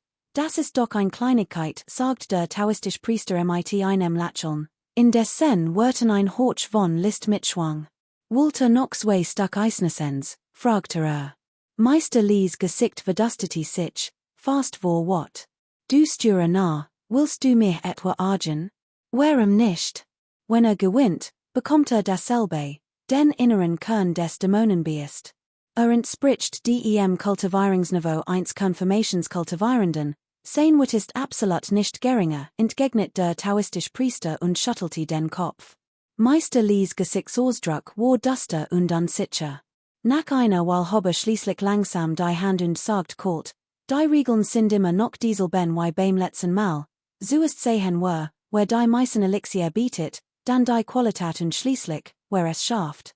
Das Verbetin-Gebiet zu verlassen, natürlich wird als wie gewohnte Blaufen, der taoistische Priester freut sich riesig und hob schnell die Hand, MIT dem anderen abzuklatschen und so ein Wett abzuschließen. Klatsch, tonte ein Geräusch. Die Hand des Priesters war tatsächlich noch doch sein Gesichtsausdruck war als glücklich, sondern äußerst unangenehm. Die Hand, MIT der geklatscht hat, war nicht die des Ahnen Lee, sondern plötzlich erschien zwischen ihnen ein schmutzig Hand, extrem verdreckt, als hat sich Situigkeiten nicht mehr die Hand gewaschen. Die Jünger der beiden Sekten, die dem Gesprach ihrer dualigen Ahnen aufmerksam zugehört hatten, starten MIT weit aufgerissenen Augen und feinem Mund auf dies äußerst unheimlich sehen. Ältester Kung, riefen der taoistische Priester und Ahn Lee gleichzeitig, ihr Gesichter erbleichten. Welcher Test? Wird mich das auch nicht trauen. Wir befinden uns im Kernbildungsstadium, bin nur ein paar Jahre früher eingetreten, ein hochmütig Stimme tonte zwischen den beiden, gefolgt vom allmählichen Erscheinen einer seltsam verkleideten Gestalt. Dies Person trug ein blau Robe, hat kurzes Haar und einen werblichen weißen Stoffbeutel, der ihr Haft hing. Wirkte sehr sauber. Doch ihr Gesicht war MIT fett und schmutzbedeckt, so dass unkenntlich war. Ein paar Jahre, es müssen 100 von Jahren sein, nachdem das Aussehen des neuen Kommlings deutlich gesehen hatten, lächelten Meister Lee und der taoistische Priester innerlich bitter und seufzten. Es ist tatsächlich dies Person, und wagten es nicht, auch nur die geringste Respektlosigkeit zu sagen. Dieser Exzentriker war nicht nur alarmierend alt, sondern hat bereits das Stadium der nazierenden Ziel erreicht. Darüber hinaus war seine Unsichtbarkeitsflugtechnik so einzigartig und berühmt, dass sie die Kultivierungswelt erschüttert, selbst die Kultivierungssekten in den Nachbarländern hatten davon gehört. Ob es nun an der drohenden großen Katastrophe oder der Möglichkeit lag, das Stadium der nazierenden Ziel vollständig zu erreichen, in den letzten 100 Jahren war zunehmend exzentrisch geworden und nektar imiti vorlieb kultivierend der Fundamentierungsphase. Fast ein Dutzend hochrangig kultivierend der 7 großen Sekten wurden durch seinen Spaß gedemütigt. Doch normalerweise wussten selbst die Patriarchen der Sekte nichts gegen ihn. Was sein tiefgründig magisch Kraft betraf, war unter den Kultivierenden der Fundamentierungsphase unübertroffen, was seinen Hintergrund betraf, konnten selbst die mächtigen Mitglieder der Yinmon-Sekte unter den 7 großen Sekten hochrangig nazierend Zielen kultivierend finden. Die älteren Stühle an ihre Sekte kämen, ihn zu belehren, aber mehr als die Hälfte dieser hochrangigen Persönlichkeiten verstand die Situation und wollte wegen einer solchen Kleinigkeit keinen Ärger verursachen. Seitdem ist in den höchsten Kreisen der Kultivierungswelt zu einem wahren Tyrannen und Schurken geworden, die ihm im Grund jeder als gut wünscht. Hoffentlich ist in diesem Tag gut gelernt, sonst werden sie bitte leiden. Why hatten Meister Lee und der Taoist angesichts des plötzlichen Auftauchens eines solchen Ältesten nicht schockiert und beunruhigt sein können? Sie hatten beide schon einmal gelitten. Die war einweg abgeschlossen haben, ist es so einsam für euch beide, sollt mir hoch dazu, dieser Ältest Kung schien gut gelernt zu sein, was die beiden immer wieder zum Klagen bracht. Ältester, macht doch no Spaß. Why sollen die Jünger an ihre beiden Sekten imiti den hochrangigen Jüngern der Yin-Sekte mithalten können? Wir werden sicher nur verlieren, nicht gewinnen. Es gibt keinen Grund zu wetten, wir wenigen uns demütig vorjug, der taoistische Priester zwang sich zu einem Lächeln. Meister Lees Lippen waren fest. Süße Menge presst, aber sein Gesichtsausdruck variiert vollkommen zu Stimmung. Als der Altmann Kung dies hort, lacht mehrmals kalt auf und sagte mit einem seltsamen Blick, bin ich etwa gemmend, darauf an der herabziert und sie so etwas zwingt, sei dann besorgt, sobald die gemeinsamen Erfolg ihrer beiden Familien mein betreffen, gelte ich als Besit. Kapitel 177, die Welt der Kultivierung, richtig und falsch. Die beiden hatten schon lange von dieser unsichtbaren Nadel gehört. Dieses Artefakt war aus der Essenz der 5 Metall geschmiedet und imiti der einzigartigen Unsichtbarkeitsflugtechnik dieser Person verschmolzen. Man konnte sagen, es war unsichtbar, hinterließ kein Spuren und konnte Menschen unsichtbar schadigen, es war wahrlich extrem mächtig. Man sagt, selbst kultivierend der nascent Soul hatten groß Schwierigkeiten damit, und diese sei einer der Grund für sein herrisch Art. When sie dies unsichtbar Nadel erlangten, where sie neben ihrem wundersamen Unsichtbarkeitseffekt auch ein lebensrettender Schutz.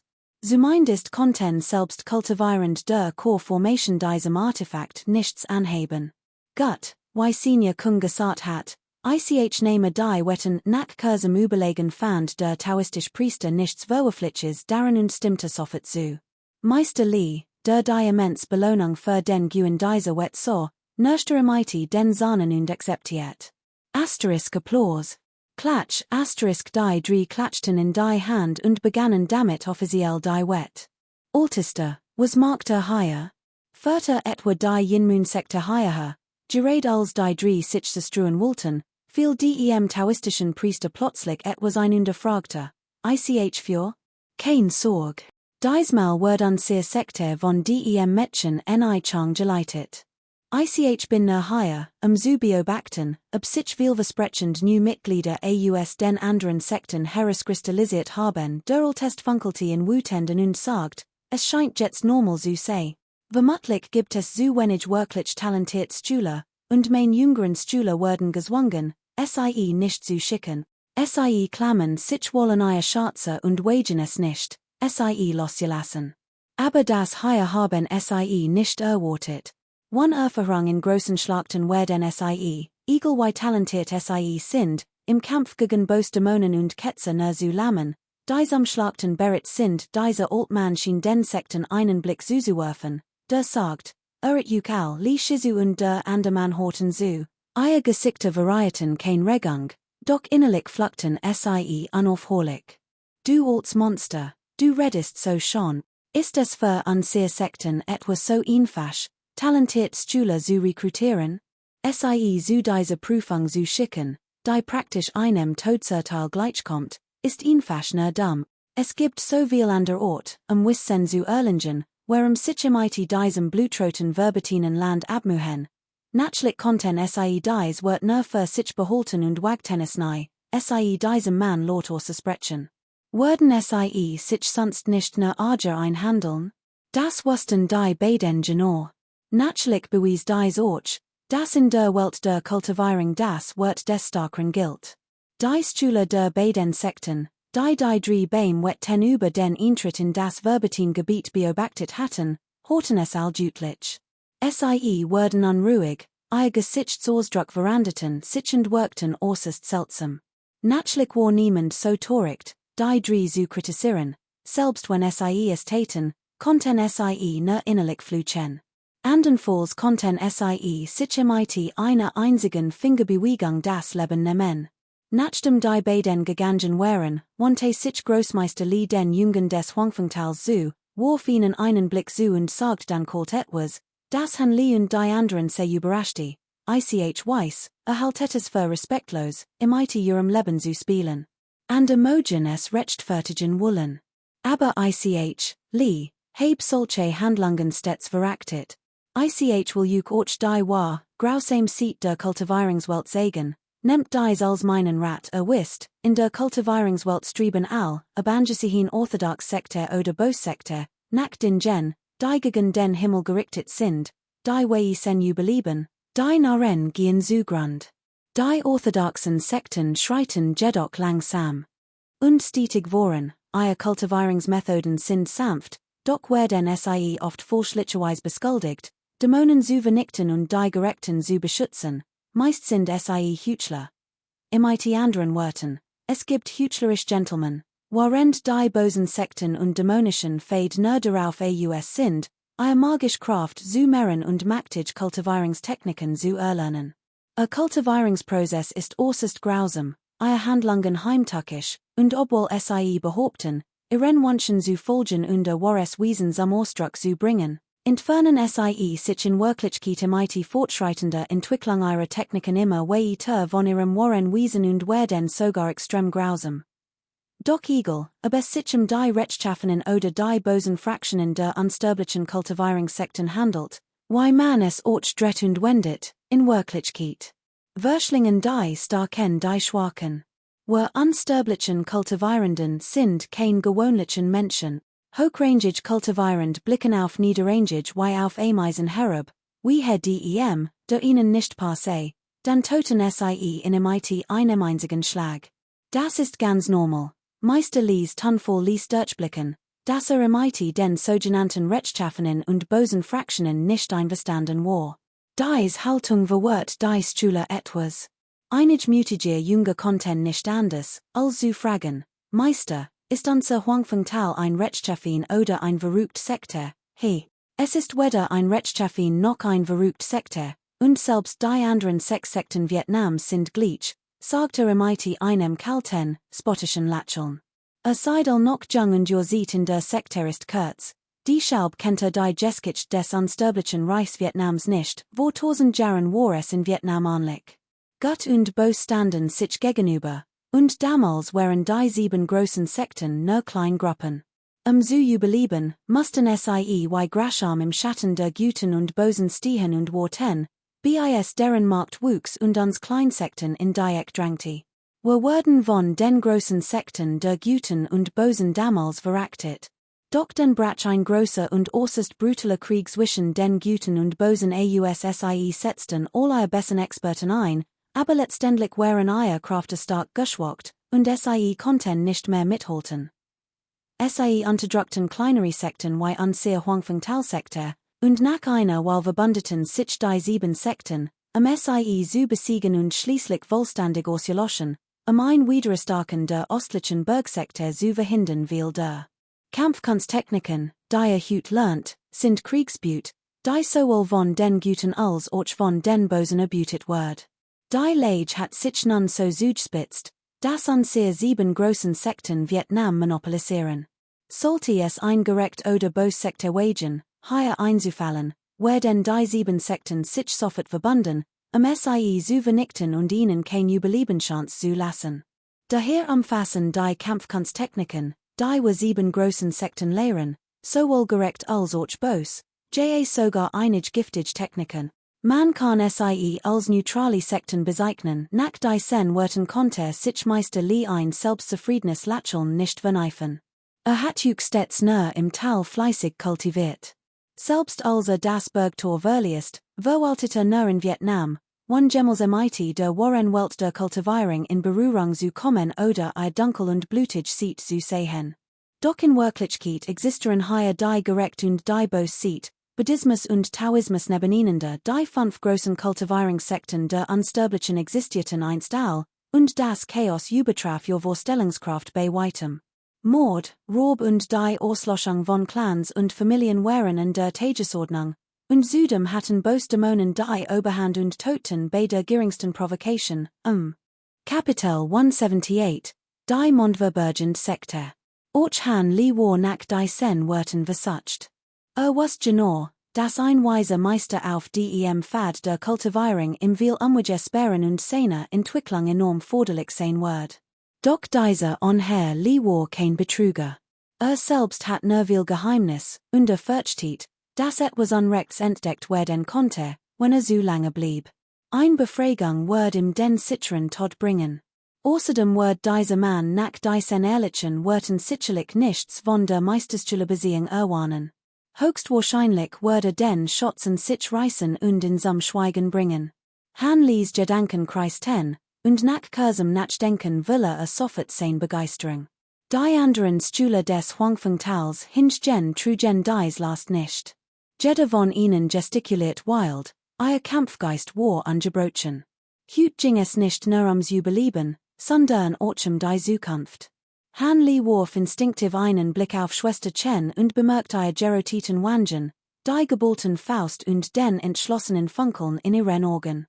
Holt tief Luft und wandte seine Aufmerksamkeit den anderen Mitgliedern des Huangfengtals zu, bever zur Qingshu-Sekte blickte. Auch dieser taoistisch Priester redet war Zug vor seinen Schulen und gestikuliert dabei immer wieder aufgeregt, was den Jungen Taoisten Jubelruf entlockt. Ihr Gesichter strahlten vor Begeisterung. Es schien, als wären sie all erfolgreich eine Gehirnwasch unterzogen worden. Natürlich gab es auch einige erfahrene taoistisch Priester, deren Mienen die ganz sieht überruhig blieben. Han Li fand das ganz äußerst interessant und beobachtete es aufmerksam, als plötzlich jemanden rufen hört, seht, die Lut von der Yinmon-Sekte kommen. Das ist das himmlische Mannschiff. Han Li erschrak und blickte am Himmel. Ein weißes Licht blitz am Horizont auf und nähert sich langsam. Es war extrem schnell und erreicht bald den Himmel über dem kargen Berg, wo es die Gestalt eines großen Schiffs annahm. Der Schiffsrumpf war mit goldenen und silbernen Drachen und Phönixen versiert, von unglaublichem Prunk, und ein weißer Heiligenschein umgeben. An Bord befand sich ein Gruppe von Männern und Frauen in weißen Gewanden, angeführt von einer Frau, die wie ein besonders jung Dame gekleidet war und bei jeder Bewegung Charme und Anmut ausstrahlt. Nachdem sie herabgestiegen war und der Heiligenschein sich aufgelost hat, öffnet die Frau leicht die Lippen und sagt, zwei alte Brüder, Onkel Kung, Chang Grustjuk, Meister Li und die taoistischen Priester wagten es nicht, zu sagen. Sie bindeten eilig die Zeremonie. Doch dieser alte Kung grinste nur leicht, sein Gestalt verschwamm plötzlich undeutlich, bever sich in Luft auflost und nur einen einzigen Satz und ein seltsames Lachen zurückließ. In 7 Tagen wird ich hierher zurückkehren. Bereitet euch gut vor. Diesmal wird ich sicher gewinnen, die Taoisten und Meister Li wechselten Blicke und fragten sich, warum dieser old man so selbstsicher war. Sie hatten die Jünger der Yinmun-Sekte untersucht, obwohl sie den Jungen ihrer beiden Sekten weit überlegen waren, war der Unterschied doch nicht so extrem. Die junge Frau, deren wunderschön Organ funkelten, fragte neugierig. Nachdem sie den Inhalt ihrer wet verstanden hat, konnte sie sich ein Lächeln nicht verkneifen. Ein Lächeln wie ein zarte Blum, das all anderen in seinen Bann zog. Dies besond jung Frau ließ viel jung männlich Jünger der drei Sekten gebannt zusehen, fast sabend. Doch die beiden ahnen Lee und der Ander, die sich von der Schönheit und dem Aussehen der Frau vor ihnen wollig unbeeindruckt sehten, spürten, wie ihnen das Herz sank. Sie fühlten sich betrogen, und ihr Gesichter verfinsterten sich. Konnte es sein, dass die Yin-Mon-Sekte tatsächlich einen vernichtenden Schachzug in der Hand hat, sie beide Sekten gleichzeitig unterdrücken konnte? Obwohl sie severaget waren, bewahrten sie die Fassung und näherten sich der jungen Frau ihnen gegenüber etwas unbeholfen, nachzufragen. Die schöne junge Frau, wie Ni Chang, war natürlich umso erfreuter, gab vor, nicht zu wissen, und unterhielt sich ihnen überalls möglich. Unter den männlichen Schulen Huang Fongs hat Han Li seinen Blick bereits auf die neu angekommenen Schülerinnen gerichtet. Sie hatten schon gehört, dass die Schule der Yin-Mon-Sekte die Technik der Doppelkultivierung verlangt, dass mindestens die Hälfte ihres Schule weiblich ist und der Aussehen absolut makellos sein muss. Und tatsächlich, hütend sprach es diesem Ruf, dies Frauen waren erlessemt von erlissener Schönheit, ihr Gesichter wie Blumen und der Mond. Ihnen lief das Wasser im Mund zusammen. Auch Han Li betrachtet sie, verweilt aber nicht lange. Dank seiner außergewöhnlichen Willenskraft fasst sich schnell wieder und erlangt sein Fassung zurück. Bemerkt, dass die Schülerinnen der Yin-Mon-Sekte es anscheinend gewohnt waren, von zuweilen gleichzeitig angestarrt zu werden. Ihr Gesichtsausdruck blieben unverändert, und sie unterhielten sich und lachten ungezwungen, tauschten sogar kokett Blicke aus, die den Mannen die nicht werden ließen. Die männlichen Schüler hingegen reagierten völlig anders. Sie starten mit aufgerissenen Organen. Besonders die Mädchen in ihrem waren sehr aufmerksam und wünschten sich, die Blicke loszuwerden. Han Li lächelt, es schien, als verstand der Ander ihr Vorlieb für Frauenpaar. Selbst wenn dies Männer und Frauen kein Liebenden waren, bildeten sie doch ein vorher vereinbartes Trainingspaar. Daher rot wohl die Emporung der männlichen Jünger. Wahrscheinlich betrachteten sie die Menschen sich herum bereits als ihre eigenen, obwohl dies weiblichen Jüngerinnen für sie unerreichbar waren. Han Li bemerkt, dass die männlichen Jünger nicht nur dem Huangfengtal, sondern auch aus der Qingshu-Sekte herausstarten. Neugierig drehte sich und so, wie die jungen, energiegeladenen taoistischen Priester die jungen Frauen immer wieder verstohlen anzuhören, dann aber schnell den Blick abwandten, aus Angst, gesehen zu werden, und dabei äußerst verschwiegen wirkten. Han Li unterdrückte ein lautes Lachen. Wusste nicht, ob es Einbildung war, aber Han Li hat den Eindruck, dass die weiblichen Jünger der Inua-Sekte den jungen taoistischen Priestern gegenüber weitaus häufiger zudringlich waren als Jean dem Huangfengtal. Das verschlag im lange die Sprech. Doch als erneut darüber nachdacht, schaudert Han Li plötzlich. Dies Leute waren nicht zum Flirten hier, sondern für einen Kampf auf Leben und Tod im verbatenen Gebiet. Würden die jungen Jünger anderer Sekten auf die weiblichen Jünger der Yin-Moon-Sekte treffen, wären sie wohl schon vor dem Kampf besiegt, denn wär es wagen word, die schönen Frauen direkt anzugreifen, war wahrlich außergewöhnlich. Was Han Li noch mehr verwundert, war, dass all Jünger der Yin-Moon-Sekte, die diesmal gekommen wären, Männer wie Frauen, jung waren, kein einziger Ultra war anwesend. Das widersprach jeglicher Logik. Glaubte nicht an die alten ungeheuer mit ihren Anti-Aging-Techniken, ihren Handlungen nach zu urteilen, wären sie höchstens in ihren Zwanzigen und sehten keinerlei Erfahrung. Doch dies Blutprüfung war berechtigt als Todesfall, es war unmöglich, dass so viel jung Leute freiwillig den Tod suchten. Selbst wenn sie es täten, wären sie wohl kaum ein Paar. Die Gefühle zwischen ihnen waren so tief, dass sie Leben und Tod miteinander teilen würden. Han Li würde es selbst denn nicht glauben, wenn man ihn totet. Sowohl das Huangfengtal als auch die Qingshu-Sekte wurden von mehreren Ältesten begleitet.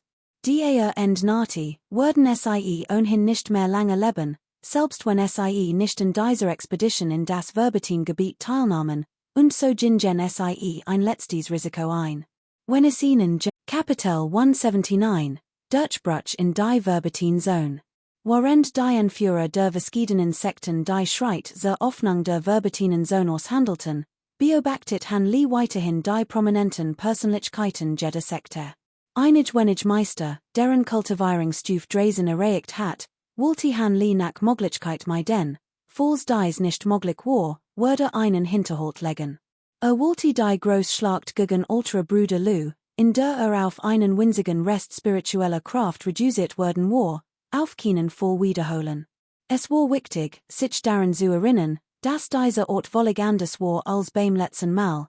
Diesmal stand nicht nur einem Gegner gegenüber, sondern einer großen Anzahl von Kultivierenden. Wenn seine Kraft nicht schonte und seine Gegenangriffskraft nicht aufrechterhielt, würde zwei Fellows als erster fallen.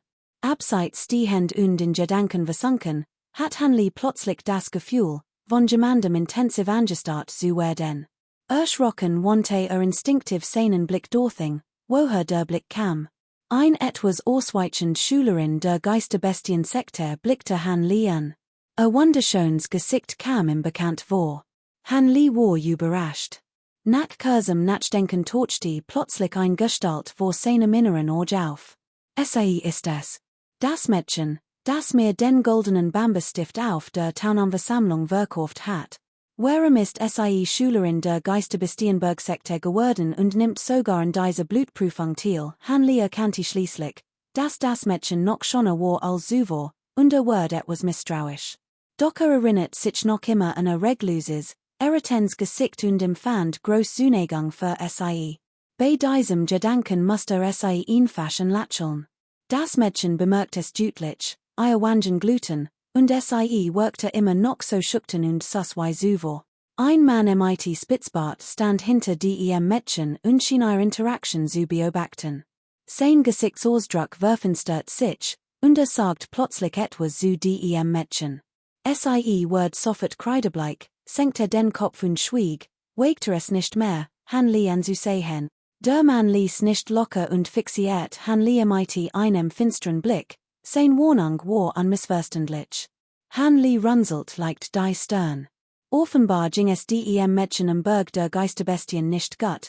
Dieser Mann mit dem Spitzbart war einer der Kultivierenden der 13. Stufe von wohin. Das war mir aufgefallen.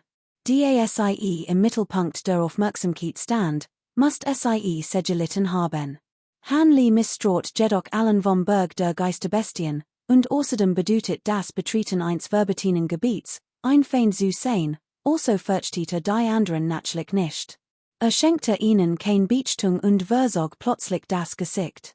Han Lees Verhalten sind den bartigen Mann, aber konnte nichts gegen Han Lee unternehmen, also wandte sich dem Mädchen zu und murmelt ein paar Wort, woraufhin die Jünger des Berges der Geisterbestien in der Nahe herüberblickten, die meisten von ihnen sehten Verachtung für das Mädchen. Han Lee war verraget, und sein Sorge das Mädchen wuchs. Aufgrund der Entfernung konnte jedoch nicht genau hören, was der bartige Mann sagt. Das Mädchen nicht zu verletzen, verspätet Han Lee diesen herzlosen Mann nicht mehr. Ansonsten war Han Lee so versichtlich, dass genügend Mittel hat, diesen Mann unruhig zu machen. In diesem Moment, nachdem die Patriarchen der Sekte ihre Verhandlungen beendet hatten, zerstruten sich die Fraktionen und kehrten zu ihren dualigen Sekten zurück. Dann erhoben sich, ihre Jüngeren anführend, in den Himmel, auf dem Weg am legendären Verbetinen Land. Diesmal war die Reise sehr kurz. Auf dem Weg zur Grenze des Königreichs Yuanwu, nach nur wenigen Flugstunden, erschien ein unermesslich Landfläche. Abgesehen von einigen Felsen war nicht einmal ein Grasham zu sehen. Als, was man sich hier sah, war ein golden Adobefläche. Konnte dies der Ort sein, fragte sich Han Lee, wie die anderen, überrascht. Dieser Ort schien wohl nicht der Ort zu sein, und dem himmlisch und irdisch spirituell Schatze zu finden wären.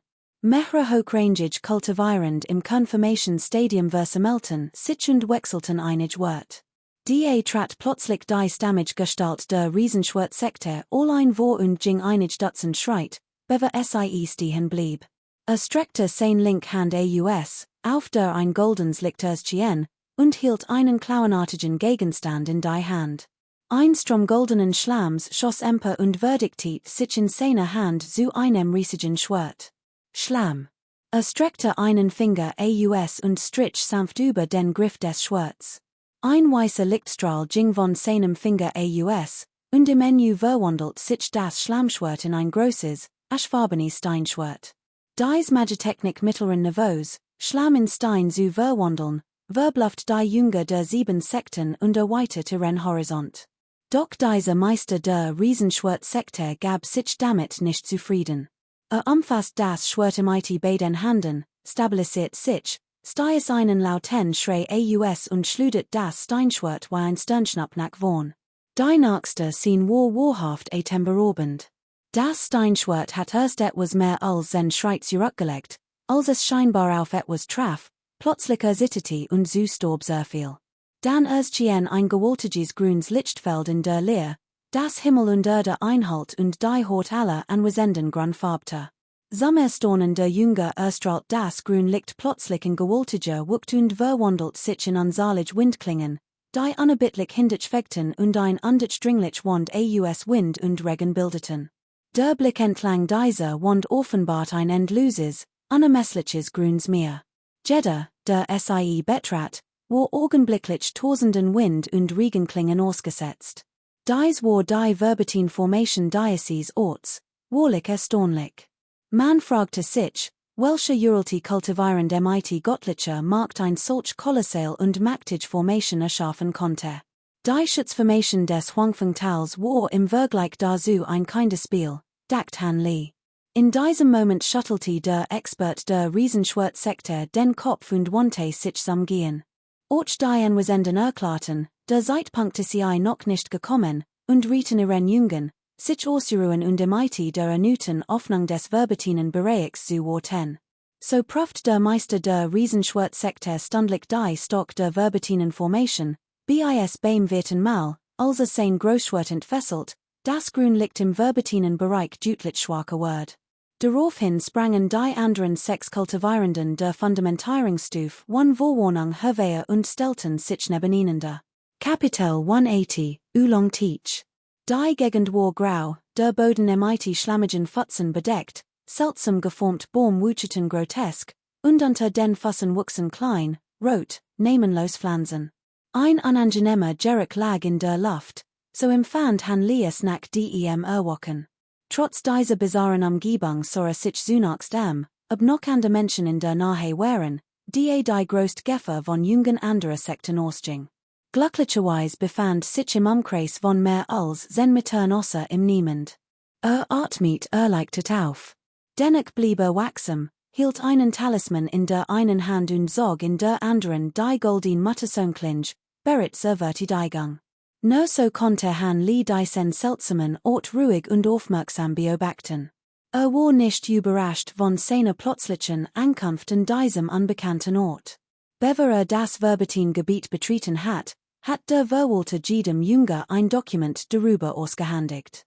Das Dokument besagt, dass Jeddah, der das Verbatin-Gebiet betrat, durch die darin befindliche Teleportationsformation augenblicklich in ein zufällig Eck transportiert wird. Wo man landet, hing also vom Glück ab. Wherein den zentralen Bereich teleportiert wird, wo die meisten spirituellen Krauter zu finden wären, galt als überaus glücklich, an der Hingegen konnten sich sofort von einer Horde dämonischer Bestien umsingelt sehen, was ein flutscht one blutigen Kampf unmöglich machte. Im schlimmsten Fall wird man direkt in einen gefährlichen Ort transportiert und starb sofort. Natürlich kam es selten vor. Am häufigsten passiert es Han Li, der in ein heller Eck des verbatinen Gebiets teleportiert wird und sich nur noch tasten konnte. Natürlich gab es auch unvorhergesehene Situationen. Laut den Vermutungen der erfahrenen Meister hatten sie die Beschränkungen beim Betreten des Gebiets durchbrochen und nicht die korrekte Methode angewendet, wodurch dies natürlich ausgelost wurden. Unerwartet Situationen wären daher nicht überraschend. Nachdem han li die Umgebung aufmerksam beobachtet und die gespeicherten Informationen im IT der Landschaft verglichen hat, entdeckte schließlich einige äußerst nützlich Hinweis. Dies ist ein Ort, den früher Stühle oft aufsuchten, und ist sehr nützlich für Newlinge. Der Schwarzdrachenteich liegt im Nordosten des verbettinen Gebiets und umgibt einen See, der mehr als 10 Jong tief ist und einen Radius von über 10 Meilen hat. Dort wachsen viel Wurstchiedien Gräser, wie zum Beispiel das Nockenkorridierend Grau Blumen, wie die Schlangenklau können zur Herstellung von Giften verwendet werden, sind aber nicht sehr wertvoll. In der Mitte des Oolongteichs, am Ufer, erscheinen etwa all 10 Jahr einig wenig kaltes Rauchgras. Es ist ebenfalls ein seltenes Kraut, wenn es mitbringen konnt, werdet im IT Sicherheit reich belohnt. Aber seit vorsichtig, tief im Teich lauert ein Grupp schwacher Eiskroten-Dämonenbestien der ersten Stufe.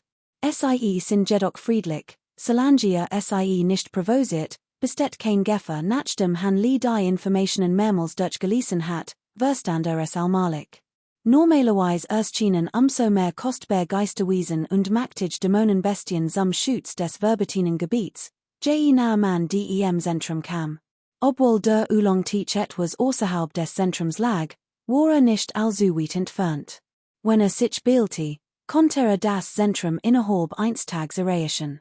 Han li dachte darüber nach und wagte es nicht, seine Flugtechnik einzusetzen, sondern sprang stattdessen auf einen großen, belobten Baum und musterte die Umgebung. Orientiert sich kurz, sprang dann herunter und ging weiter. Han li befand sich südlich des Teichs, ebenfalls auf dem Weg zum Zentrum, schien also auf dem richtigen Weg zu sein. Aktiviert seine Unsichtbarkeitstechnik und machte sich auf den Weg, wobei sehr vorsichtig vorwärts ging. Ob han li nun zu nervös war oder nicht, nach einigen Kilometern geschah nichts. Unerwartet, als wäre der Einzige im gesamten Oolongteich.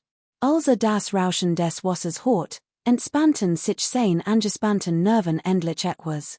Schob einig ast bei Seite und ein tiefer, smaragdgrüner Teacherstien. Als sich hört, umwieten ein welli kalter Luft und ließ han li erschorden. War das der Oolongteich? Neugierig betrachtet han li die Gegend. Der Teich war nicht besonders groß und von Bäumen mit ausladenden Kronen umgeben. Die Wasseroberfläche war sichtlich eiskalt, und im Ufer hat sich ein Schicht aus transparentem Frost gebildet, was auf die extrem Kälte des Teiches hindeutete. Han li schenkte diesen Details kein Beachtung. Was ihn interessiert, waren die mehr als 10 kleinen, weißen Pflanzen in einer Mulde im Ufer. Jede Pflanze hat 5 Blätter, ihr ganzen Körper waren reinweiß und verströmten einen feinen weißen Nebel, als wären sie in Nebel gehüllt. Sie besaßen wahrlich ein besondere spirituelle Sens. Tatsächlich handelt es sich um Kaltnebelgräser, genau wie in den Dokumenten beschrieben, flüstert han li Leser, ein Anflug von Freud in seinem Herzen. Obwohl Diocese gra nichts im IT der Fundamentierungsspiel zu tun hat, war die Tatsache, dass es von Anfang an so leicht zu beschaffen war, ein Gutszeichen. Han li beobachtet wie gewohnt seine Umgebung und wollte gerät hinausstritten, als sich sein Gesichtsausdruck plötzlich leicht veränderte. Duckte sich, which Leser einig Schritt zurück und versteckte sich hinter Ästen und Blatten. IT unbewegter blickte nach links in den dichten Wald. Kurz darauf tauchte ein Gestalt auf, ein Mann in Blau, der vorsichtig herverlagt. Sein Kleidung variiert, dass der himmlischen Lehrsekte angehört. Der Mann war äußerst vorsichtig und dreht bei jedem Schritt dreimal den Kopf, seine Umgebung genau zu beobachten. Sein geballten Faust ließen darauf schließen, dass sich auf einen Gegenangriff vorbereitet. Sein Hauptziel waren die Blüten des kalten Nebelgräses. Han li seufzt. Im Word klar, dass one Erfolg kaum etwas erreichen wird. Der Gegner war so vorsichtig, ein Überraschungsangriff war unmöglich, und wollte sich auch nicht auf einen offenen Kampf einlassen, das war so riskant und lohnt sich nicht. Komm heraus. Ich sehe dich, du brauchst dich nicht lange zu verstecken, nur wenn ich Schritt vom kalten Nebelgras entfernt blieb der Mann in Blau plötzlich stehen, dreht sich und rief, komm heraus. Ich sehe dich, du brauchst dich nicht lange zu verstecken, han li erschrak, als im klar Word, dass unabsichtlich seinen Aufenthalt verraten hat.